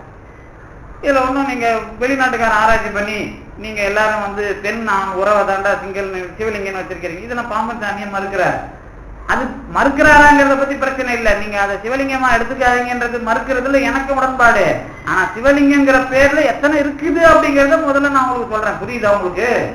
சிவலிங்கம்ங்கிற பேர்ல எந்தெந்த விதமான தடயங்கள் உலகத்துல இருக்குது அப்படின்னா ஆந்திரா, குடிமல்லம், இங்கெல்லாம் முக்கியமா அந்த படம்லாம் வேற உங்களுக்கு புத்தகங்கள்ல நிறைய பார்க்கலாம் நீங்க. அதாவது இந்த மாதிரி நிறைய இடங்கள்ல அந்த மாதிரி லிங்கம் இருக்குது. அதுல அதுவும் உண்டு, இதுவும் உண்டு. வழிபாட்டு வகையில இப்ப இன்னைக்கு கூட இருக்கிறீங்க, நல்ல பாடம் கேட்டுட்டு இருக்கீங்க. ராத்திரியான கோழி அரிசி புதைச்சி உங்ககிட்ட இருக்கிற காத்து கருப்பை எடுக்கணும்னு யாராவது சொன்னா ராத்திரிக்கே போவீங்களா? போக மாட்டீங்களா? இதே வேலை தான் எல்லா காலத்திலையும் நடக்கும். இந்த மரத்த சிவலிங்கம் வழிபட்டதும் நடக்கும். நீங்க வந்து ஆண்குறி பெண்குரிய வழிபட்டதும் நடக்கும். ஒரே தான் ரெண்டும். நீங்க உங்களுக்கு தெரியும், ராமகிருஷ்ணர் வரலாறு படிக்கிறவங்களுக்கு தெரியும். ராமகிருஷ்ணருக்கு குரு மாதிரி ஒரு பெண் தான், சாக்த மரபை சேர்ந்த பெண். அந்த அம்மா தான் அவருக்கு என்ன பண்ணும், நாக்கில் ஒரு பணம் துண்டு வைக்கும், தண்ணி கொண்டு ஏதாவது சாராயம் வைக்கும், அது மாதிரி ஒரு சின்ன பொண்ணு கொண்டு போய் உள்ள விட்டுரும். இதெல்லாம் ஒரு நான் இதெல்லாம் மேலே ஏறி வந்தேன் அப்படின்னு ராமகிருஷ்ணர் வரலாறுடைய முன்பகுதிக்குள்ள இதெல்லாம் இருக்கும் படிச்சீங்கன்னா. அதாவது சாக்தம் சம்பந்தமா 5 வகையிலேயும் நான் வெற்றி அடைந்து விட்டேன் என்பதை என்னுடைய குருநாதர் வந்து அதை பண்ணிட்டாங்க. அதுக்கப்புறம் அவங்க அடங்கல, ஏன் சிச்சிந்தாவன் அடங்காம இருந்தாங்க பாரு. அதுக்கப்புறம் அவங்க குருநாதரா இருக்க தகுதி இல்லாத போயிடுறாங்கன்னு பின்னாடி அந்த வரலாறு விமர்சனம் வரும். அது பிரச்சனை இல்லை. ஆனா அவருக்கு முதல்ல இந்த சோதனைகள்லாம் நடத்தப்பட்டது அப்படின்றது அவருடைய வரலாறு. இதுல என்ன செய்தி உங்களுக்கு அப்படின்னு கேட்டீங்கன்னா, இந்த வாழ்க்கையை வெற்றி கொள்றதுல நாம பிறப்பு இந்த வாழ்க்கையில சுகதுக்கங்களை அனுபவிக்கிறதுல என்னென்னலாம் அடையாளம் கிடைக்குதோ அந்த அடையாளம் நமக்கு வழிபாடு தான். அது நீங்க பால் உறுப்புன்னு சொன்னாலும் சரி, அல்லது உங்களை வாழ வச்ச காவல் மரம் சொன்னாலும் சரி, அல்லது எது சொன்னாலும் சரி, எல்லாத்துக்குமே அப்படி இன்னைக்கு கொடுக்குற அந்த வடிவம். அதுக்கப்புறம் என்ன வந்தது? சிவலிங்கம்னா ஜோதின்னு வந்தது. அதுக்கு நடுவுல என்ன வந்தது?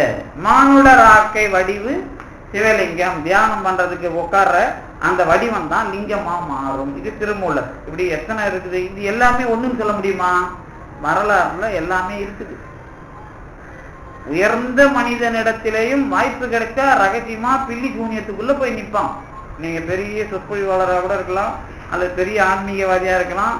கடவுளை பற்றி நம்பிக்கை உங்களுக்குள்ள தெளிவா வராத வரைக்கும் நீங்க எவன்லாம் உங்களுக்கு வாய்ப்பு தந்து உங்களை வாழ வைக்கணும் தந்துல சித்து பாடுறானோ அவன் பின்னாடி எல்லாம் கண்டிப்பா நாயா பேயா அலையறதை விட நரித்தனமா அலையிறது நிறைய நான் பார்த்திருக்கிறேன். அது மிகப்பெரிய ஆள்கள் வரை நான் பார்த்திருக்கிறேன். இன்னும் உங்களுக்கு ஒரு கேவலமா ஒரு விஷயம் சொல்லிருக்கல, கொஞ்சம் பேரை கட்டி போறதுக்கு தான் தீட்சைங்கிற பேர்லயும் ஏதாவது ஒரு மந்திரம்ன்ற பேர்லயும் எதையாவது ஒண்ணு சொல்லி அவங்ககிட்ட மாசம் மாசம் ஏதாவது ஒரு அம்மன்ட்ட கறந்துக்கிட்டு வேலை பார்த்து கட்டி போட்டு ஒரு கூட்டத்தை வச்சிருப்பாங்க அப்படிங்கிறதையும் நான் பல முறை உங்களுக்கு நாகரிகமா சொல்லியிருக்கிறேன். இதெல்லாம் வந்து என்ன, இதெல்லாம் வித்தை. எது வித்தை? அவனுக்கு தெரிஞ்ச வகையில வாழறது. இந்த வித்தையிலேயே இதுவும் வந்துருமா அப்படிங்கிற கவலையில தான் நாம இதுல எல்லாம் என்ன பண்ணக்கூடாது. எந்த அளவுக்கு இதுல தெளிவடைகிறீங்க, அது உண்மையா இது உண்மையா, இதுக்குள்ள இது சரியா அது சரியான்னு இந்த குழப்பம் வந்துடக்கூடாதுங்கிறதுதான் மொத்த குப்பையும் கொட்டிட்டு நான் என்ன பண்றேன். இப்போ அதுக்குள்ள ஏதோ ஒண்ணு இருக்குதுன்றத நீங்களே கிளறணும்னு பாக்குறேன். அதுக்குள்ள யாரும் மூக்கெல்லாம் மூடிக்க கூடாது. சரிதானே? ரைட். என்ன விஷயம் அப்படின்னு கேட்டீங்கன்னா, நீங்க இப்ப இந்த சிவலிங்கம் சம்பந்தமா என்னென்ன சொல்லியிருக்கிறேன்? ஜோதியும் சிவலிங்கம் தான். திருமூலர் சொல்ற மாதிரி மானுடர் ஆக்கை வடிவு சிவலிங்கம் தான். ஆண் பெண் உறுப்பும் சிவலிங்கம் தான். அந்த மரத்தோட அடியும் சிவலிங்கம் தான். எல்லாமே சிவலிங்கம் தான். இப்ப நீங்க யார் வச்சது சிவலிங்கம்? இப்ப நீங்க இப்படி வச்சீங்களேன், நம்ம கூட இங்க பாம்பன் சாமி தொடக்கத்துல ஜோதிர்லிங்கத்தை பற்றி படிச்சிருப்போம். ஜோதிர்லிங்கத்தை பற்றி அவர் சொல்லும்போது என்ன சொல்றாரு? ஜோதிர்லிங்கம்லாம் நீங்க ஏன்பா அதை பெருசா நினைக்கிறீங்க? அது வந்து ராமன் வழிபட்டது ராமேஸ்வரம் சொன்னா இன்னொருத்தன் அவங்க வழிபடுறாங்க, அது அவங்களுடைய ஆத்ம லிங்கம். நீங்க ஏன் அதுல போய் மெனக்கிடுறீங்க அப்படிம்பார். ஞாபகம் இருக்கா? போய் படிச்சு பாருங்க தொடக்க பகுதியிலே. அதாவது நீங்க உங்க ஆத்மலிங்கத்தை வழிபடுறது. இதனாலதான் பாம்பன் சாமிகிட்ட கேள்வி வரும்போது வீரசைவம் பற்றி அந்த சைவ சமய தரப்பம் அந்த அதுக்குள்ள சைவ மகிமை எல்லாம் பாம்பன் சாமி அப்புறம் கேள்வி பதிலாம் வரும்போது வீரசைவத்துக்கு மதிப்பு கொடுப்பார் ஒரு இடத்துல. ஏன்னா அவங்க தங்களுடைய இறைவனை தன்னுடைய கையில வைத்து வழிபடுகிற மரபு உடையவர்கள். அதுக்குள்ள வேற எந்த விஷயமும் நீங்க அவங்கள சொல்ல முடியாது அப்படிங்கிற மாதிரி அந்த ஒரு இடத்துல ஒரு குறிப்பு வரும். இது எதுக்கு நான் சொல்றேன் அப்படின்னா, அவங்க தான் இதை மேற்கொண்டாங்க. என்னுடைய ஆத்மாவில் இருக்கிற இறைவனை நான் எடுத்து என் கையில வச்சு பூஜை பண்ணணும். இதுக்கு வேற யாரும் நடுவுல ஆள் தேவையில்லை அப்படிங்கிறதா. அந்த லிங்கத்தை தான் அவங்க கழுத்துல மாட்டிப்பாங்க. அவங்க தான் லிங்காயதர்கள் அப்படின்னு பேர். லிங்காயத்துன்னு நம்ம சொல்ற அந்த லிங்காயதர்கள் அவங்க தான். அவங்க இது சைவர்கள் என்ன பண்ணுவாங்கன்னா தனியா ஒரு பொட்டியில வச்சுப்பாங்க. அது இவங்க தப்பு பண்றப்பெல்லாம் தூக்கி எட்ட வச்சிருவாங்க. தப்பு பண்ணாதப்பெல்லாம் அது வந்து இவங்க கூட இருக்கும் பூஜை பண்ணும்போது. ஆனா வீரசைவத்துல கடவுள் எப்பொழுதும் நம்மை விட்டு பிரிவதில்லை அப்படிங்கிறதுனால அவங்க என்ன பண்ணுவாங்க, அதை வந்து கழுத்திலே மாட்டிப்பாங்க. அவங்களுக்கு தீட்டு எல்லாம் கிடையாது. வீரசைவத்துல இந்த தீட்டு விஷயம்லாம் கிடையாது. இந்த நாள்ல போகக்கூடாது, இந்த நாள்ல போகலாம் அப்படிங்கிறதுலாம் எல்லா இடங்களிலேயும் கடவுள் இருக்கிறான் அப்படிங்கிறது உங்களுக்கு நினைப்புக்கு வந்து விடுமானால் அதுக்குள்ள ஒதுக்கப்படுகிற நேரம் என்ற ஒன்று இல்லை அப்படிங்கிறதுதான் வீரசைவத்துக்குள்ள இருக்கிற ஆச்சாரங்கள்ல அது ஒண்ணு முக்கியமானது. இங்க என்ன அப்படின்னு கேட்டீங்கன்னா, இப்ப இதெல்லாம் எதுக்கு இவ்வளவு விஷயங்களை சொல்றேன் அப்படின்னா, இந்த தத்துவங்கிற பேர்ல வாதங்கிற பேர்ல ஏகப்பட்ட விஷயம் வரலாறுங்கிற பேர்ல உங்களுக்கு நிறைய இருக்குது, இல்லாம இல்லை. ஏன்னா மனிதர்களுடைய பக்குவம் அப்படிதான் போயிருக்குது. கடவுள் வந்து இதுக்கு வந்து எல்லாத்தையும் கண்ட்ரோல் பண்ணி நீ இந்த வழியில தான் வரணும்னு சொல்ல மாட்டார். நீ எந்த வழியில வேணாலும் போ. இப்ப கடவுள் இருக்கிறாரா இல்லையா? நான் தான் அடிக்கடி ஒண்ணு சொல்றேன்னு, கடவுள் இருக்கிறாரா இல்லையாங்கிறதுல ஒரு ஆள் என்ன பண்ணுவார்னா வந்து இப்ப சாக்கிய நாயனார் புராணமா நீங்க படிக்கிறீங்கல்ல, நம்ம மனிதர்கள நிறைய பேர் உண்டு. காலால உதைக்கிறவன், கையால உதைக்கிறவன், செருப்பால் அடிக்கிறவன் நிறைய பேர் பண்ணிதான் இருக்கிறான். இப்ப அவன்கிட்ட போய் கடவுள் இருக்கிறாருன்னா அதை நம்ம காட்டுறதா நம்முடைய வேலை? அது கிடையாது. கடவுள் இருக்கிறாரா இல்லையான்னு கேட்டா இல்லைன்னா இல்லை, இருக்கிறாருன்னா இல்லை, இருக்கிறார் அப்படின்னு நம்ம சொல்லிட்டு போகணும். அவன்கிட்ட உண்டு எனின் உண்டு, இல்லைனின் இல்லை, அதுவும் அவருடைய தத்துவமா சொல்லிட்டு போடுவோம். அதெல்லாம் நமக்கு பிரச்சனை இல்லை. என்ன பிரச்சனை அப்படின்னு கேட்டீங்கன்னா, வழிபாட்டுக்குன்னு வந்துட்ட நமக்கு, அனுபவிக்கிறதுன்னு வந்துட்ட நமக்கு எதை ஒன்னாலும் எப்படி ஒன்னாலும் பண்றாங்களா இல்ல அது எப்படியும் இருக்கிற விஷயத்துல என்ன உண்மை, இதுக்குள்ள நீங்க வரல அப்படின்னா நீங்களும் ஒரு தெளிவான மார்க்கத்துக்குள்ள வர முடியாது. அப்படிங்கிறதுனாலதான் இந்த பகுதியை எடுத்துக்கிட்டு இந்த கடவுள் வரலாறு பற்றி அத்தனை விஷயங்களையும் சொல்றேன். இப்ப சிவலிங்கம்னு நீங்க அந்த கந்தன் வழிபாடு அப்படிங்கிற அந்த மரக்கட்டை தான் சிவலிங்க வடிவத்துல இருந்தது. அதுக்கு தான் கந்துன்னு பேரு. அது எப்ப சிவன் பேரை வாங்கிச்சு? நாயன்மார்கள் சிவன் தான் பாடுறாங்களா இல்லையா? இப்ப நம்ம வந்து இப்ப போய் இந்த வாதம் வருதுன்னு வச்சுக்கலாம், என்னப்பா இவரு நாயன்மார்கள் பானதெல்லாம் கூட இவரு என்ன சொல்றாரு, உங்களுக்கு மனசுல கொஞ்சம் கிளேசம் வருதா இல்லையா? கொஞ்சம் ஒரு மாதிரி வருதா இல்லையா? வரலையா ஒண்ணும்? இப்ப ஏன் அதே வரலாறு தான் பாம்பன் சாமி தான் பாடுறாருல்ல, பாடுறாரா இல்லையா? பாடுறாரு. இந்த பாடுறதையும் அவங்க பாடுறதையும் இதுக்குள்ள இருக்கிற விஷயத்துல நீங்க கடவுள் அப்படிங்கறது தெளிவு வர்றதையும் இந்த இடத்துல பாம்பன் சாமியை வந்து இப்படி புள்ளி வைக்கணும். எந்த இடத்துல? சகராலய ரகசியத்தினுடைய நிறைவு பகுதி கிட்ட வந்து ஆவிடை லிங்க உண்மை அப்படிங்கிற தலைப்புல அதை பேசுறார். ஆவிடை, அது கூட ஆவுடைன்னு போடல அவர், ஆவிடை ஆன்மாவின் இடையே. அதுதான் நம்ம ஆவுடையார்னு சொல்றோம் அப்படின்னு நீங்க புரிஞ்சுக்கணுன்றதுக்காக ஆன்மாவின் இடையே இருக்கிற லிங்கத்தின் உண்மை அப்படின்னு அதுக்கு தலைப்பு கொடுக்குறார். இதுல இருக்கிற நீங்க இதுக்கு முரணா இருக்கிற எல்லா கேள்வி எல்லா வரலாறுல இருந்தே உங்க மனம் விடுபட்ட வர்றதுதான் அதுக்கு இந்த விளக்கம். அது உங்களுக்கு அது இயல்பா வரும். இது கேள்வி கேட்கறது, அது இந்த மாதிரி விவாதம் பண்றது, விளக்கம் சொல்றது அதுக்கு துணை புரியும். அவ்வளவுதான். இப்ப நான் சொல்ற விளக்கம்லாம் உங்களை கொண்டு வந்து சேர்த்துறாது. அது வரும்போது எளிமையா இருக்கும். எது நான் சொல்ற விளக்கம் உங்களுக்கு எளிமையா என்ன பண்ணும், உங்க வழிக்கு நீங்க உங்களை கடவுள் மேல கொண்டு வர்றதுக்கு உதவி பண்ணும். இதுதான் அது இருக்கிற உண்மை. இதுல நீங்க கேட்டீங்கல்ல எல்லாத்தையும், இப்ப இன்னொரு வரைக்கும் சிவலிங்கம் அப்படிங்கிறதுக்கு வரலாறு கேட்டீங்கல்ல, இவ்வளவு வரலாறு கேட்டீங்கல்ல, அதுல ஒரு முக்கியமான விஷயம் சொன்னால, இந்த மனிதன் வரலாறு அப்புறம் பால் உறுப்பு வரலாறு இதெல்லாம் சிவலிங்கங்கிறது ஏடாகூடமான வரலாறு. ஏடாகூடம்னா இங்க இருக்கிற மனிதர்கள் நீங்க போற முறை இல்லாம வித்தியாசமா சில பேர் போயிட்டு இருப்பான். வழிபாடுங்கிற பேர்ல ஒரு சிலர் வருவான். வந்து நீங்க எல்லாம் பொதுவில் வந்து வழிபட்டுக்கிட்டு இருப்பீங்க. அவன் மட்டும் என்ன பண்ணுவான், ராத்திரி 12 மணிக்கு போய் சுடுகாட்டில் தாங்க போடுவான். அப்போ அவன் ஒரு கோளாறு பிடிச்சவனா இல்லையா அப்படிங்கிறதுனா அவன் ஒரு வித்தியாசமான ஆளு. அப்ப அதை பத்தி நமக்கு என்ன இருக்குது, இப்போ கும்பிட்டு போட்டுமே. அந்த மாதிரி ஆளுங்களால திடீர்னு இந்த மாதிரி ஒண்ணு வரும். எது, பால் உறுப்பு சிவலிங்கமா வந்திருக்கும். அதுக்காக பால் உறுப்புல இருந்துதான் சிவலிங்கம் வந்து ஏற்க முடியுமா? அப்ப பால் உறுப்புல சிவலிங்கம் இல்லைன்னு ஏற்க முடியுமா? இன்னும் எல்லாத்துக்கும் தலையாடுவாங்க. கேள்வி நீங்க வாங்கவே இல்லை. அதாவது அது இல்லைன்னா இனப்பெருக்க இல்லை, அதனால அதை கடவுளா நினைச்சு கும்பிடுறான். அது முதல்ல இவனுக்கு தெரியாது. அதனால பெண்கள் மட்டும்தான் முதல்ல கும்பிட்டான். அதனாலதான் சிந்து வெளி நாகரிக அந்த முத்திரைகள்ல பாத்தீங்கன்னா பெண்கள் பால் உறுப்பு தான் வந்து அங்க சாமியா இருக்கும். அதுல இருந்து செடி வளர்ற மாதிரிலாம் இருக்கும். அதுக்கப்புறம் தான் ஆண்கள் விஷயமா மாறுது. ஏன்னா முதல்ல அவனுக்கு பெண்கள் தான் தெய்வம். ஏன்னா இந்த உலகத்துல அவங்க தான் ஆண் பெண் அது குழந்தைகளை பெற்றுக்கொள்றதுனால அவங்க தான் படைப்பு கடவுள் முதல்ல. அதுக்கப்புறம் நம்ம துணை இல்லாம அவங்க இல்லை அப்படிங்கிறது தான் ஆம்பளை கண்டுபிடிச்சது. இவங்க தான் முதல்ல கண்டுபிடிச்சவங்க குறவன், அந்த ஜாதி தான் கண்டுபிடிச்சது. அதனாலதான் என்ன பண்ணா, நான் தான் நீ பெத்துக்கும் போது கூட இருக்கணும்னு அவன் தான் கூட இருப்பான். குறவர்கள்ல தான் புள்ள பெத்துக்கும் போது அவன் கூடவே இருந்து அவன் தான் பிரசவம் பார்ப்பான். அப்ப என்ன, இங்கதான் 2 பேரும் கண்டுபிடிக்கிறாங்க, நீயும் நானும் சமமானவங்கன்னு கண்டுபிடிக்கிறாங்க. அந்த கண்டுபிடிச்ச பிறகு இதுல ஜெயிக்கிறது எப்படி அப்படிங்கறத கண்டுபிடிச்சதான் எது, சாப்தம். அங்கதான் இந்த அப்படியே இந்த தந்திர யோகம் அந்த யோகம் எல்லாம் கண்டுபிடிச்சு யோகம் இதுக்குள்ள எல்லாம் வர்றது அந்த இடம். அதுக்கப்புறம் தான் இல்ல ஒவ்வொரு ஆளுக்கும் இதுல உரிமை உண்டு. பெண்ணா இருந்தாலும் அனுபவிக்கலாம்ன்றது காரைக்கால் வரலாறுல தெரியுது. ஆணா இருந்தாலும் கடவுளை அனுபவிக்கலாம் திருமூலர் வரலாறுல தெரியுது. அப்ப ஆண் பெண் எல்லாருமே என்ன பண்றாங்க, இந்த உடம்ப வச்சுக்கிட்டு எப்படி அனுபவிக்கிறது கடவுளைங்கிறது இப்ப 2 பேரும் சேர்ந்து இருந்த விஷயம் என்ன ஆகுது, மாறுது. மாறுறப்பதான் என்ன வருது, மானுட ராக்கை வடிவு சிவலிங்கங்கிற கான்செப்ட் வருது. அதுக்கு முன்னாடி மானுட ராக்கை வடிவு சிவலிங்கம் சொல்ல முடியாது. ஏன்னா 2 பேரும் சேர்ந்தாதான் அதுக்கு முன்னாடி சிவலிங்கம். அதுக்கு முன்னாடி ராஜாவா ஆகும்போது மன்னன் ஆகும்போது வெளியில எது கடவுள்னா நிலம் நீர் ஆகாயத்தை தாண்டி அவங்களுக்கு அடையாளம் காமிச்சது இல்லை. அவங்களுக்கு தெரியாத ஒரு விஷயத்த தோக்க போறான்னு வாடிச்சுன்னா அது காட்டி கொடுக்குது இல்ல, அதனால அது கடவுள். அப்புறம் அதனால அதனுடைய வேற கடவுளா வழிபட்டான். அதுக்கு பேர் கந்து. அப்ப வரலாறுல பழைய கடவுள் கந்து அப்படின்னா அதுக்கு சிவன்னு பேர் எப்ப கொடுத்தாங்க அப்படின்னா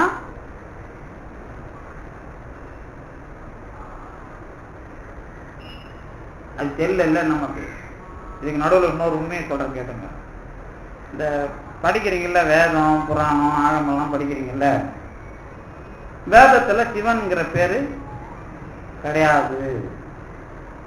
தமிழ்லயும் வடமொழியில என்ன பேர் கிடையாது. இது தமிழ் வரலாறுலயும் சிவன்கிற பேர் எப்ப கிடையாது, சங்க இலக்கியத்திலேயோ அல்லது திருமுருகாற்றுப்படையிலேயோ சிவன்கிற பேர் கிடையாது.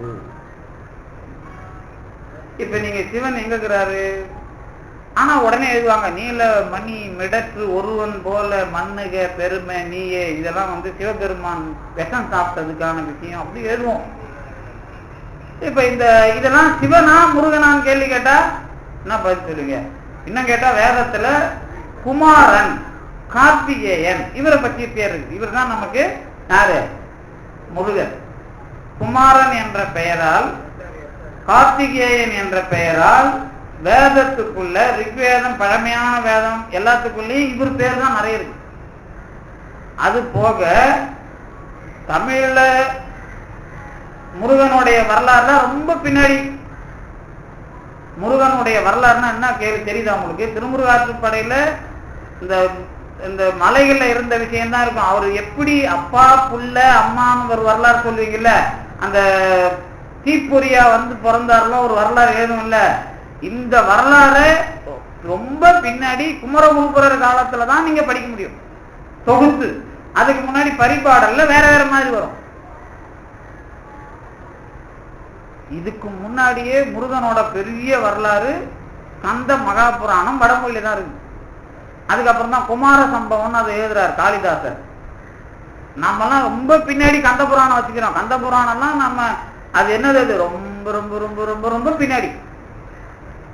அதுக்கு முன்னாடி ஒரு 500 600 1000 வருஷத்துக்கு முன்னாடி இருந்து ராமாயணத்துல மகாபாரத்திலே முருகன் குமாரன் வருகிறார், சிவனும் வருவார் மகாபாரத்துல.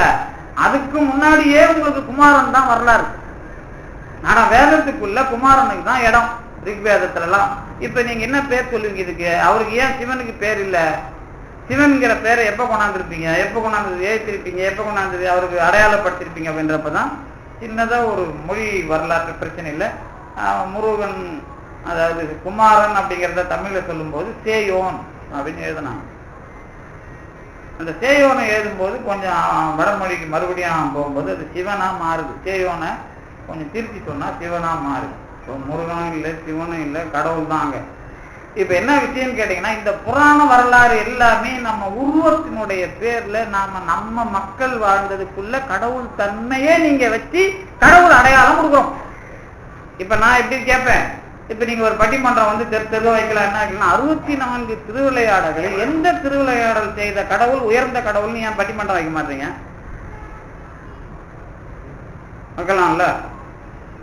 சில பேருக்கு பிச்சாடனர் பிடிக்கும், சில பேருக்கு சுந்தரர் பிடிக்கும், சோம சுந்தரர் பிடிக்கும், சில பேருக்கு வந்து யானையை உரிய போத்திக்கிட்டு இருக்கிறது பிடிக்கும். உங்களுக்கு எதை பிடிக்கும்?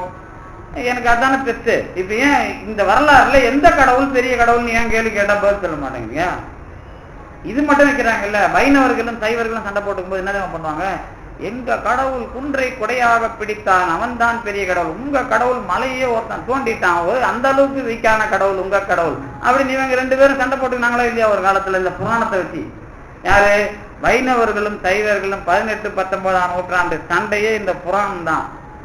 உமிது பெற்றா எமிது பெற்றா இந்த கடவுளுக்கு ஒரு வரலாறு எழுதிச்சுன்னு சண்டை போட்டாங்க. இதுதான் 18, 19ஆம் நூற்றாண்டுல தமிழ்நாட்டுல நடந்த பெரிய கூத்து. அதுலதான் வந்து நம்ம பாம்பன் சாமி வரைக்கும் அந்த பாடுபட்டதுல அவர் ஒருவர், அதுக்கு முன்னாடி சோமசுந்தர நாயர் வருவார். இவங்க புராணம்லாம் வெறும் புராணத்தை எடுத்து வச்சுட்டு அந்த புராணத்துல அவருங்க வர்றாரு. இந்த புராணத்துல உபமன்ய முனிவர்கிட்ட தான் கண்ணன் தீட்டு வாங்கினான். அவனும் சிவபெருமானோட அடியை வந்தான். அவனுக்கும் புண்டரிகபுரம் இருக்குது, இவனுக்கும் புண்டரிகபுரம் இருக்குது, இவனுக்கும் வள்ளிபுரம் இருக்குது, அவனுக்கும் வள்ளிபுரம் இருக்குது அப்படின்னு இவங்க எல்லாரும் இந்த புராணத்தை எழுதி வச்சுக்கிட்டு இவங்க 2 பேரும் இவங்க 2 பேருக்குமே கடவுள் தெரியாது. இந்த வரலாறுக்குள்ள கடவுள் உண்டா இல்லையா அப்படின்னா, மனிதர்கள் வளர்ந்த இப்ப ஊரை வாழ வைக்கிறதுல, நாட்டை வாழ வைக்கிறதுல ஒரு வித்தியாசமா கொஞ்சம் கூடுதலா தன்னை தியாகமா இருந்து கொண்டு மனிதர்களை வாழ வைக்கிற எல்லா வரலாறுக்குள்ளேயும் கடவுள் உண்டு. ஆனா அவங்களே கடவுள் கிடையாது. ஆனா அது இல்லைன்னா கடவுள் வரலாறுக்கு வாய்ப்பு இல்லை. அந்த முறையில புரிய வைக்கிறது நம்ம மக்களுக்கு. இந்த மாதிரி நீங்க இந்த ஆற்றலா இதை பாருங்க, இந்த ஆற்றலா இதை பாருங்க, கடைசி வரைக்கும் இதே மாதிரி போவாது. அதான் அதுக்குள்ள இருக்கிற ரகசியம். இதே மாதிரி போவாது, கடைசி வரைக்கும் புராணமாவே இது போவாது. கடவுள் இருக்கிறார் அப்படிங்கிற வரலாறு உங்களுக்கு தெரிஞ்சிருதுன்னா இந்த புராணத்தை கடக்க ஆரம்பிச்சிருவீங்க. இந்த இடம் தான் எது பாம்பன் சாமி சொல்ற அந்த லிங்க உண்மைக்கான இடம். அதாவது நீங்க இந்த வரலாறெல்லாம் உங்க தலையில மோதி ஊர்ல இருக்கிற எல்லா கோயிலுக்கும் சுத்தி எல்லாத்தையும் நீங்க போயிட்டு வந்தீங்கன்னா, இப்ப பாம்பன் சாமி நேரா என்ன பண்ணிட்டாரு, இப்ப முருகனை பத்தி பிரச்சனை எல்லாம் டீல் பண்ணாம நேரா எங்க போய் நின்ட்டாரு, லிங்கத்துல போய் நின்ட்டார். இப்ப லிங்கத்துல போய் நின்னப்பதான் உங்களுக்கு இவ்வளவு நாளா என்ன நினைச்சிருந்தீங்களோ என்னன்னு தெரியாது நமக்கு. இது என்னடா, அது லிங்கத்துலதான் குகேசன் உண்மையை சொல்றாரு, அதுக்கு சைவலிங்கன் பேர் கொடுக்குறாரு, பின்னாடி சுப்பிரமணியங்கிற பேரை விளக்க போறாரு, குமாரன்கிற பேரை விளக்க போறாரு. இருந்தாலும் நீங்க குகேசன் அப்படிங்கிற மூர்த்தத்தை எந்த மாதிரி பார்ப்பீங்க அப்படின்னு கேட்டா, ஆன்மா என்கிற ஒன்று உங்களுக்கு காட்சிப்படுமானால் அதுக்குள்ள ஒரு தங்கம் போன்ற ஒரு ஜோதியாக ஒரு அங்குட்டன் என்கிற பெயர் படைத்தவன் தான் இறைவன். அப்ப நீங்க ஒரு மலர் போலவும் அது வந்து ஒரு அந்த ஜோதி போலம் இருக்கும்போது உங்களுக்கு லிங்க வடிவம் தெரிஞ்சா அது சைவலிங்கம் இப்படின்னு ஒரு விஷயம் உங்களுக்கு இப்ப லிங்கமா தெரியுதா, முருகனா தெரியுதா? ரெண்டும் தெரியக்கூடாது. இப்போ லிங்கம்ங்கிறதுனுடைய உண்மை என்ன அப்படின்னா, உங்களுக்கு அது வெளியில பாக்குற விஷயம் இல்ல, அது வெளியில இருக்கிற அடையாளம். நமக்கு நாம இந்த இப்ப பார்க்கிற வழிபாட்டு மூர்த்தத்துல நாம பெரிய பரம்பொருள் அல்லது தகராலயம் என்று சொல்லப்படுகின்ற அனுபவத்துக்கு உரிய தொடக்கம் அல்லது தெளிவான விஷயம், பேதமில்லாத விஷயம் அப்படிங்கிறதுக்குள்ள வரணும் அப்படின்னா இதுதான் அதுக்கு அடையாளம். அதுதான் அந்த பாட்டுல தான். அதாவது இன்னும் ராமன் சாமி எல்லாம் கொஞ்சம் விஷயம் எழுதும்போது எழுதுறாரு, அதுதான் உங்களுக்கு தெரியும். 8 இதழ் இன்னும் உங்களுக்கு ரிக்வேதத்துல இருந்து சௌபாக்கிய லட்சுமி உபநிஷத்துல இருந்து அந்த மேற்கோள் எடுக்கிறார் ராமன் சாமி. எடுத்துட்டு ஹிருதய சக்கரம் அஷ்டதலம் அதோமுகம் தன்மத்திய ஜோதிர்மய லிங்காகாரம் தியாயே அப்படின்னு ஒரு அந்த ஸ்லோகத்தை எடுத்து போடுறார். அதுல இப்ப பாத்தீங்கன்னா நீங்க தெரியும், வள்ளலார் அஷ்டகோணத்துல வச்சாருன்னா நீங்க படிப்பீங்கல்ல, எண்கோண வடிவத்துல அது அமைக்கிறாரெல்லாம் படிப்பீங்கல்ல. அது என்ன அப்படின்னா, எண்கோண வடிவம் அல்லது 8 இதழ் தாமரை போன்ற ஒரு இடம், அதுதான் ஆன்மாவினுடைய இடம். இப்ப நீங்க எதுவா பாப்பீங்க? இப்ப தாமரை எப்படி பூச்சி வச்சு பாக்குறீங்களா, அப்படி அகலமா பாக்குறீங்களான்னு தெரியாது. இடைச்சக்கரங்கிறாங்கல்ல அந்த அம்மா, யாரு, ஔவையார். அந்த மாதிரி உங்களுக்கு ஆன்மா என்பது ஒரு சும்மா நினைச்சு பார்த்தீங்க அப்படின்னா, அதுக்குள்ள ஒரு அங்குட்ட அளவு, அங்குட்டம்னா ஒரு நெல் அளவுக்கு, அந்த நெல் வடிவமாக இருக்கிற அந்த கடவுள் தன்மை தான் அந்த ஆவின் இடையே இருக்கிற லிங்கம். ஆ என்று சொல்லப்படுகின்ற ஆன்மாவின் இடையே இருக்கிற இலிங்கம். இதுதான் உங்களுக்கு வழிபாட்டுக்கு உரிய அடிப்படை. இப்போ நீங்க கோயில்ல பார்த்தாலும் சரி, அல்லது முருகனை பார்த்தாலும் சரி, ஜோதி அல்லது ஆவுடையார், இந்த மாதிரி எதுவா பார்க்கறீங்களோ அது எனக்கு தெரியாது. ஆனா உங்களுக்குள் இருக்கிற கடவுளாக பார்க்கிற ஒரு அடிப்படை வருமானால், இப்ப நீங்க வெளியில பார்க்கிற கடவுள்களை என்ன பேர் சொல்லுங்க? இப்ப இப்படி வச்சுங்களேன், உங்க அன்னையும் தாயும், தந்தையும் தாயும் என்னது முன்னறி தெய்வம். அதுக்கு நீங்க 1008 வித்வான்கள்லாம் விளக்கம் சொல்லியிருப்பாங்க. முதலாக நமக்கு தெய்வமாக தெரிய வருகிறவர்கள், அவர்கள் தான் குருவை காட்டி கொடுப்பார்கள், குரு கடவுளை காட்டி கொடுப்பார், இப்படிலாம் நம்ம படிக்கிறோம்ல. இப்ப இவங்க தெய்வமா, தெய்வம் இல்லையா? இன்னொரு தெய்வத்தை காட்டி கொடுக்குற வரைக்கும் இவங்க தெய்வம். இப்ப இவங்க தெய்வமா, தெய்வம் இல்லையா? இன்னொரு தெய்வம் ஆன பிறகு இப்ப தெய்வமா இல்லையா? மனுஷங்களா? எல்லாரும் நமக்கு தெய்வம் தானே. இப்ப நீங்க எல்லாம் தெய்வம் தான் எனக்கு, உங்களுக்கு நான் தெய்வம், நீங்க எனக்கு தெய்வம். அதானே, உங்களை வச்சுதான் நான் பேசுறேன், என்ன வச்சுதான் நீங்க தெரிஞ்சுக்கீங்க தானே விஷயம். இப்ப நானே தெய்வமா இல்ல நீங்களே தெய்வமா? நீங்க இல்லைன்னா இது புரியாது. இப்ப தெய்வம் எங்க இருக்குது? தெய்வம் இருக்குதா இல்லையா? இருக்குது. நீங்க இல்லைன்னா தெய்வம் எனக்கு தெரியல, ஆனா நீங்களே தெய்வம் கிடையாது. இப்ப நீங்க தெய்வமா இல்லையானா என்ன சொல்லுவீங்க? இதுதான் இங்க கடவுள் வரலாறுக்கும், இதுதான் நான் தொடக்கத்திலேயே ஆரம்பிச்சு. இது புரியுதா நான் கேட்கறேன்ல, இதான் அது. முதல்ல என்ன சொன்னேன், நீங்க பாக்குற அத்தனை வரலாறு, அதாவது ஆட்டமா இருந்தாலும் சரி, அதாவது 8 வீர செயல் செய்த சிவன் வரலாறா இருந்தாலும் சரி, 64 திருவையாளரா இருந்தாலும் சரி, சூரபத்மன் வரலாறா இருந்தாலும் சரி, எல்லாமே கடவுள் நீங்க சொன்னாலும், கடவுள் என்பதாக அதுக்குள்ள நீங்க கடவுளே அப்படின்னு சொன்னீங்கன்னா கடைசி வரைக்கும் நீங்க தேவைன்னு அர்த்தம். ஆனா கடவுள் வரலாற்றுக்குள்ள அது இருக்குது, ஆனா நான் கடவுளை அனுபவிக்கிறேன் வர்றப்பதான் உங்களுக்கு பேதம் இல்லாத ஞானம் வரும் அப்படிங்கறத நான் சொன்னேன். இப்போ இதுல எளிமையா புரியுது. எதுல நாம ஒருத்தருக்கு ஒருத்தர், இப்ப எல்லாரும் கடவுள்னு சங்கரர் சொன்னது இந்த இடத்துல தான். நீங்க ஏதோ தப்பா நினைக்கிறீங்க. என்ன நினைக்கிறீங்க? நீயும் கடவுள் நானும் கடவுள்னா என்ன இருக்கான்? நீயும் கடவுள் தான் நானும் கடவுள் தான், யாரும் இல்லைன்னு. எல்லாம் ஒரே கடவுள் தானே. இப்ப நீ வேற மாதிரி இருக்கிற, நான் வேற மாதிரி, சங்கரர் சொன்னார்ல, அது முழுசா தப்பு. ஆனா இந்த மாதிரி உதாரணத்துல சரி. இந்த உதாரணத்துல ஏமாந்து போறோம். நீங்க மட்டும் அவரே ஏமாந்தாரு, நீங்களாம் எந்த மூலிகை பாவம். அப்ப அவரே ஏமாந்தவர் தானே. அது அந்த உண்மை அடுத்த உண்மைக்கு போகலன்னா அந்த இடத்துல அவங்க செத்து போறாங்கன்னு அர்த்தம், அவ்வளவுதான். அந்த மாதிரி இப்ப கடவுள், இப்ப எனக்கு இப்போ அவங்களுக்கு தெரியும், சில பேருக்கு அம்மா தெய்வம், சில பேருக்கு அம்மாவை விட பொண்டாட்டி தான் தெய்வம். ஏமாறதுனால இல்ல, காப்பாத்துறதுனால. நீங்க உடனே வேற மாதிரி நினைச்சுக்காதீங்க. காப்பாத்துறதுனால இன்னாருக்கு, சிலருக்கு புருஷன் தெய்வம், சிலருக்கு குழந்தை தெய்வம், சிலருக்கு வாத்தியார் தெய்வம், சிலருக்கு நண்பர்கள் தெய்வம், இப்படி எல்லாருக்கும் தெய்வம். எதனால? காப்பாத்துறதுனால. நான் என்ன சொல்றேன், எனக்கு எல்லாருமே தெய்வம் தான், ஆனா அவங்க யாரும் என்ன காப்பாத்தல, என்ன ஏமாத்தினாங்கன்னு சொல்றேன். 2 பேரும் தெய்வமா இல்லையா? நல்ல கதையாகுதா? அவங்க ஏமாத்துறதா எனக்கு ஞானம் வந்திருக்காருல்ல. நீங்க என்னதான் படிச்சாலும் புத்திமானா இருந்தாலும் ஏமாறனா தெளிவா திருந்த மாட்டீங்க. எப்படி நீங்க படிச்சு திருந்துருக்கீங்களா? ஏதாவது ஒரு பிரச்சனை தான் உங்களை திருத்திருக்குமே தவிர படிச்சுலாம் திருந்த முடியாது. நல்ல ஞாபகம் வச்சுங்க. அவனை நம்பாதரான அம்மா சொல்லியிருப்பாங்க, அப்புறம் பொண்டாட்டி அவரை நம்பாத கொஞ்சம் மரியாதையாக சொல்லியிருப்பாங்க. நீங்க நம்பிதான் ஏமாந்துருப்பீங்க. ஏமாந்துனவர்கள் தெரிஞ்சிருப்பீங்களே தவிர இத்தனை பேர் சொல்லியும் தெரிஞ்சிருக்க மாட்டீங்கல்ல. அப்ப அதுதான் படிப்போம். அதுதான் நான் அடிக்கடி சின்ன உதாரணம் சொல்லுவேன். கிட்டாதாயில் வெட்டன மரம்னா யாராவது மறந்துருப்போமா? மறக்க மாட்டாங்க. அதை மறக்கிறதுக்கான சூழல் வர்ற வரைக்கும் மறக்க மாட்டோம். மறக்கிறதுக்கான சூழல் வர வரைக்கும் மறக்க மாட்டான். நாம மறக்கிறதுலாம் கிடையாது. இன்னொரு ஆள் ஆதரவா இருக்கணும், இல்ல அவன் கெட்டு போகணும், என்னை ஏமாத்தணும், இல்ல இன்னொரு ஆள் ஆதரவா இருந்து அவனுக்குள்ள நான் சேரணும், இல்ல எனக்கு ஒரு இன்னொரு வாழ்க்கை கிடைக்கணும், இந்த மாதிரி ஏதாவது ஒண்ணுதான் வந்து என்ன மாத்துமே தவிர, இல்ல நான் அதுலயே செத்து போறவன் சில பேர் இருப்பான். அப்புறம் அது எழுந்திரிக்கவே முடியாது, மனநிலை பாதிக்கப்படுறவன் சில பேர் இருப்பான். அப்ப காப்பாத்துறதுன்னு ஒண்ணு வர்றப்ப நம்ம இதெல்லாம் வந்து இருந்தால்தான் நம்மளை கடத்தேற்றுறதுன்னு ஒரு விஷயத்தை நாம அனுபவிக்க முடியுமே தவிர, அதுக்கு முன்னாடி கடத்தேறதெல்லாம் வரலாறு கிடையாது. அதேதான் எது படிச்சுட்டு நம்ம படிச்சிருப்போம். ஆனா திருந்துறதுனா அதுக்கான சிக்கலோ அல்லது நிகழ்ச்சியோ வராம கண்டிப்பா நம்ம அதுக்கு அதுல இருந்து வெளியே வரவே மாட்டோம்.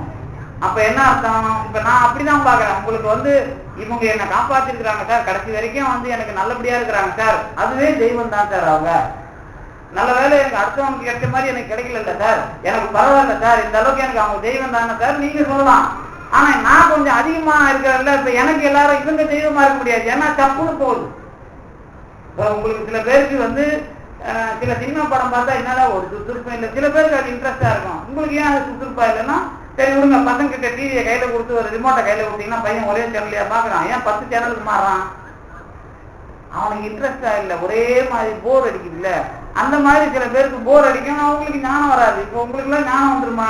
ஒரே மாதிரி வாழ்ந்துட்டு போனா, இப்ப ஒருத்தர் இருக்காரு நல்ல வேலை வரல, அது காலையில ஒரு 10 இட்லி சாப்பிடுவார், ஒரு அளவுக்கு 65-70 வயசு ஆகுது, காலையில 10 இட்லி சாப்பிடுவார், நைட்டுக்கு ஒரு 1/2 எடுத்து சாப்பிடுவார், மதியானம் சாப்பிடுவார், நல்லா தூங்குறாரு, வந்து நம்மகிட்ட சொற்பொழி தான் கேட்கிறார். அவருக்கு ஒரு பிரச்சனையும் இல்லை. இப்ப ஞானம் வருமா அவருக்கு?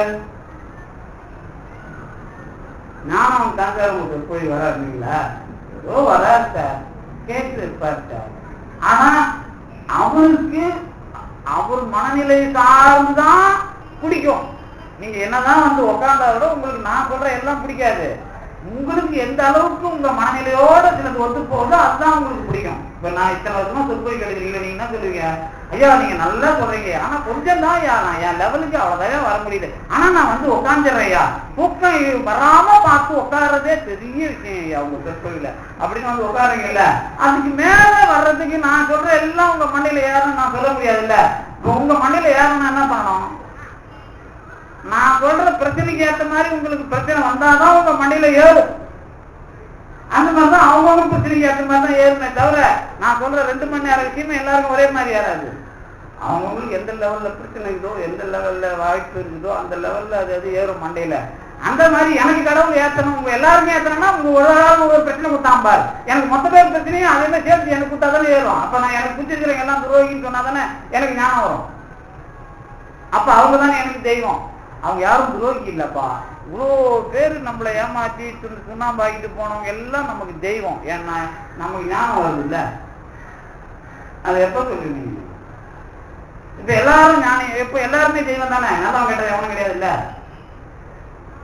நீங்க நல்லவன்னு சொல்லி உங்க பொண்டாட்டி தெய்வமா இருந்தாங்கல்ல, இப்ப எனக்கு என்ன ஏமாத்தணும் தெய்வம். இப்ப எல்லாரும் தெய்வமா இல்லையா? உங்களுக்கு சில பேர் தெய்வம் இல்லை, எனக்கு சில பேர் எல்லாருமே தெய்வமா தெரியுறாங்கல்ல. அப்ப எப்ப உங்களுக்கு அப்ப பிரச்சனை வர வர கடவுளை அனுபவிச்சீங்களா அனுபவிக்க மாட்டீங்களா? பிரச்சனையை அனுபவிக்கிறதா கடவுளை அனுபவிக்கிறதா? அதே வரலாறுதான் இந்த கடவுள் எத்தனை இருக்குதோ அத்தனை கடவுளும். எந்த கடவுள் நல்ல கடவுள், எந்த கடவுள் சொந்த கடவுள், எந்த கடவுள் வாரி கொடுக்குற கடவுள், எந்த வாரி கொடுக்காத கடவுள். இப்ப பாமன் சாமி வைணவத்துக்கு போலாமாங்க, திருமலை திருப்பதிக்கு போகாதீங்க யாரும் கிடையாது. அவங்களுக்கு சமாதானத்துக்காக நான் சொற்பொழி என்ன சொல்லுவேன், கவலையே படாதீங்க, பாலாஜி தான் அவரு, பாலாஜினா பாலசுப்ரமணியன், நீங்க கவலையே படாதீங்க, முருகன் எங்கேயும் கொடுக்குறானோ இல்லையோ, கொடுக்கறதுக்குனே அங்க இருக்கிறான், நீங்க கவலைப்படாதீங்க, முருகனா நினைச்சு போனாங்கன்னா நீங்க சந்தோஷமா போயிட்டு வருவீங்களா இல்லையா? உங்க மனசுல குறை இல்லாம சாமி நான் பாம்பன் சாமிக்கு துரோகம் பண்ணாத நான் திருப்பதிக்கு போயிட்டு வரணும் ஒரு திருப்தியா இருக்குதா இல்லையா? ஆமா, அவங்களுக்கு நாம அதை சொல்லணுமா இல்லையா? ஆமா நீங்க அது ரைட் தான். அதுக்காக அந்த வரலாறு இல்லாம நான் சொல்லல, அந்த வரலாறு உண்மைதான், அந்த வரலாறு இல்லாம சொல்லல. அந்த வரலாறுல இருக்கிற உண்மை அந்த ஏத்துக்கிறீங்கல்ல, உங்களுக்கு பணம் வருதுன்னா மட்டும் அப்புறம் அடுத்த கடவுளுக்கு வரலாறு சொல்லும்போது மட்டும் என் கோபம் வருது. புண்டரீகபுரம் என்றால், புண்டரீகம் என்றால் தாமரை, அப்புறம் சீர்காழி என்று சொன்னால் பிரம்மபுரம், பிரம்மபுரம் என்று சொன்னாலும் தாமரை வடிவில் இருக்கிற கடவுளை அனுபவிக்கப்படும். வள்ளிபுரம் என்றாலும் தாமரை வடிவம். அப்புறம் பிரம்மபுரம், வள்ளிபுரம், புண்டரீகபுரம், இது எல்லாவையும் ஆன்மா என்கிற தாமரை வடிவத்தில் இருக்கிற கடவுளை அனுபவிக்கிறவன் புண்டரீகபுரத்தான். நீங்க பண்டேரிபுரங்கிறாங்கல்ல, அது புண்டரீகபுரம். வேதத்துல இந்த வார்த்தைலாம் இருக்குது. பண்டேரிபுரம், பண்டேரி பாய்ங்கிறாங்கல்ல, அது பண்டேரி இல்ல, புண்டரீகம். புண்டரீகம்னா தாமரை. அதைதான் பண்டேரிங்கிறது. பன்றிகுரம்ன்றாங்கல்ல, பண்டேரி பாய்லாம். அது என்னன்னா அந்த தாமரை வடிவம், அவ்வளவுதான். இதெல்லாம் வேதத்துல வர சொற்கள். புண்டரீகபுரம், வள்ளிபுரம், பிரம்மபுரம், இதெல்லாம் அதுல வர சொல்லு. இதை வச்சுக்கிட்டு நீங்க இப்ப இன்னைக்கு சொல்லும் போது பாம்பன் சாமி சொல்லு, ஆமா ஆன்மா என்கிற தாம் விரிந்த 8 இதழுடைய தாமரையிலே நடுவிலே இருக்கிற ஜோதியாக கடவுள் இருக்கிறார் என்பதை பார்த்தால் அதுக்கு பேர் சைவலிங்கம்.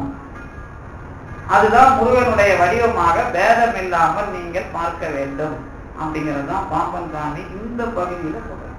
இப்ப உங்களுக்கு எல்லா பிரச்சனையும் வந்து மோதி அதுக்குள்ள நீங்க தெளிவடைகிறதுக்கு தான் உங்க வாழ்க்கையில நல்லவன் கெட்டவங்கிற மாதிரி எல்லாரும் பாதி பேர் இருக்கிறாங்க. பாதி பேரை நீங்க நல்லவங்கிறீங்க, எனக்கு கெட்டவங்க எல்லாம் நல்லவங்களா தெரியறாங்க அப்படின்னா எல்லாத்துக்குள்ளேயும் கடவுள் தெரியறாரு. அப்போ எனக்கு கெட்டவங்க மூலமாவும் என்னை காப்பாத்தினாருன்னு தெரியுதுல்ல. கெட்டவங்க மூலமா கெட்டு போயிருந்தா சொல்ல மாட்டேன்ல. அத கெட்டவங்க மூலமா கெடாம நான் காப்பாற்றப்பட்டிருக்கிறப்போ ஓ கடவுள் எனக்கு தெரிகிற. இதேதான் புராணத்துல நல்லவன் கெட்டவன் அழிக்கிறதுன்னு சொன்ன கடவுள் ஏன் சூரபத்மனை முழுசா சாம்பல் ஆக்கி நெத்தியில சிவபெருமான் மாதிரி பூசிக்காம கையில ஒண்ணு காலில் ஒண்ணு வச்சுக்கிறார்? இது அது வேற கிண்டலா சொல்லுவாங்க. இந்த சிவபெருமானுக்கும் முருகன் பெருமானுக்கும் அழிக்கவே தெரியாதுயா. திருமாலாவது ஒழுங்கா அழிப்பான், அதை அழிச்சா தடையுமே இல்லாத கூடும். இந்த சிவபெருமான் அழிச்சா எதுவும் ஒழுங்கா அழிஞ்ச மாதிரியே தெரியலையா. இந்த ஆளு கீச்சான் ஒண்ணு சேவலா போச்சு, மயிலா போச்சு. அந்த ஆளு அழிச்சான் மன்மதை இன்னும் உட்காந்துங்கிறான். அந்த ஆளு ஒழுங்கா அழிச்சான், அவனும் அழிக்கல எவனும் அழிக்கல அப்படின்னு நம்ம பேசுறோமா இல்லையா? ஏன் அழிக்கலன்னா எல்லாம் நல்லதா தெரியும் ஒரு கட்டத்துல. அதனாலதான் இந்த பேதம் அப்படிங்கிறது இல்லாம கடவுள்ங்கிற ஒண்ணுக்குள்ள வரும்போது நாம படித்த வரலாறெல்லாம் கடவுளுக்கு உரியது. ஆனால் அதுவே கடவுள் இல்லை. அன்னைக்கு இருக்கிற கடவுளுக்கு கம்ப்யூட்டர் இல்லை, இன்னைக்கு இருக்கிற கடவுளுக்கு கம்ப்யூட்டர் இருக்கு. அன்னைக்கு இருக்கிற கடவுளுக்கு முதல்ல கோமணம் கிடையாது, எது துணி தேய்க்கிற வரைக்கும். அதுக்கு முன்னாடி அவருக்கு என்ன ஆடை? இலை தானே. நீங்க இலை தான் போடணும். அதுக்கு முன்னாடி இருக்கிற கடவுளுக்கு கொம்பு தான் கொடுக்கணும். அதுக்கப்புறம் நீங்க எலும்பு கொடுக்கணும். அதுக்கப்புறம் தான் வேறு கொடுக்கணும். அதுக்கப்புறம் தான் இப்ப கொடுக்கறதுதான் நீங்க கொடுக்கணும். இந்த அவரே கடவுளா இவரு கடவுளானா அந்த கடவுள் வரலாற நான் அதுக்குள்ள நல்லது கெட்டதெல்லாம் வச்சு பார்த்து வந்து சாதாரண மக்கள் அதுக்குள்ள இருந்தாதான் அவனை வெளியே கொண்டு வர முடியும். அவனை தான் போய் மறுக்க முடியாது. அவனுக்கு அதுல நம்பிக்கை இருக்குது. உங்க சில பேருக்கு பொண்டாட்டிதான் தெய்வம், அவனை போய் நீங்க தப்புன்னு சொல்ல முடியுமா? உங்க தம்பி பொண்டாட்டியை பார்த்து என்ன என் தம்பி வெளியே வரவே மாட்டேங்கிறான், நானாவது பரவாயில்ல எங்க பொண்டாட்டி விட்டுருது, என் தம்பியை வந்து அவன் பொண்டாட்டி விடவே மாட்டேங்குது, பொண்டாட்டியே தெய்வனுங்கிறான், அவன் வாழ்க்கைக்காதான் தெய்வம். அப்புறம் பரவாயில்ல உங்களுக்கு உங்க பொண்டாட்டி தெய்வம், என்ன கோயிலுக்கு போக விடுறாங்க இல்ல, இன்னொருத்தருக்கு அவர் பொண்டாட்டி 60 வரவே தேவையான அனுப்பி விடுறாங்கல்ல, அது அவருக்கு தெய்வம். இன்னொரு பொண்டாட்டி என்ன பண்ணு, நீ ஏன் இவ்வளவு மோசமா இருக்கு திட்டுது, அதனால அவருக்கு ஞானம் வருது, அவர் பொண்டாட்டியும் அவருக்கு தெய்வம். இப்ப யார் பொண்டாட்டி யாருக்கு தெய்வம்? தெய்வம் எல்லா இடத்துலயும் இருக்குதுப்பா, அவங்களுக்கு ஏத்த மாதிரி இருக்குதுப்பா, வரட்டும்பா ஒரு காலத்துல தெய்வத்தை நாம அனுபவம். இந்த ஞானம் மனசுக்குள்ள வந்து அதோட உண்மையை ஆராய்ச்சி பண்ணும்போதுதான் அந்த காலத்துல பெண் தெய்வம் சொன்னது, அதுக்கப்புறம் ஆண்டான் தெய்வம் காதொடுப்பு வழிபட்டது, மரத்தை வழிபட்டது, மாணவ யோகத்துல வந்தது, இதெல்லாம் கடந்து அதெல்லாம் இல்ல, உனக்குள்ள ஒரு கடவுள் வருது, அது இந்த உலகம் முழுவதும் இருக்கிற கடவுள் தான் அப்படின்னு பார்க்கணும்னா அதுதான் சைவலிங்கம் என்று அடையாளப்படுத்துகிறார் பாம்பன் சுவாமிகள் என்பதை சொல்லி இந்த அளவுக்கு தந்து நிறுத்திய திருவருளுக்கும் குருவர்களுக்கும் நன்றி விடைபெறுகின்றேன். நன்றி.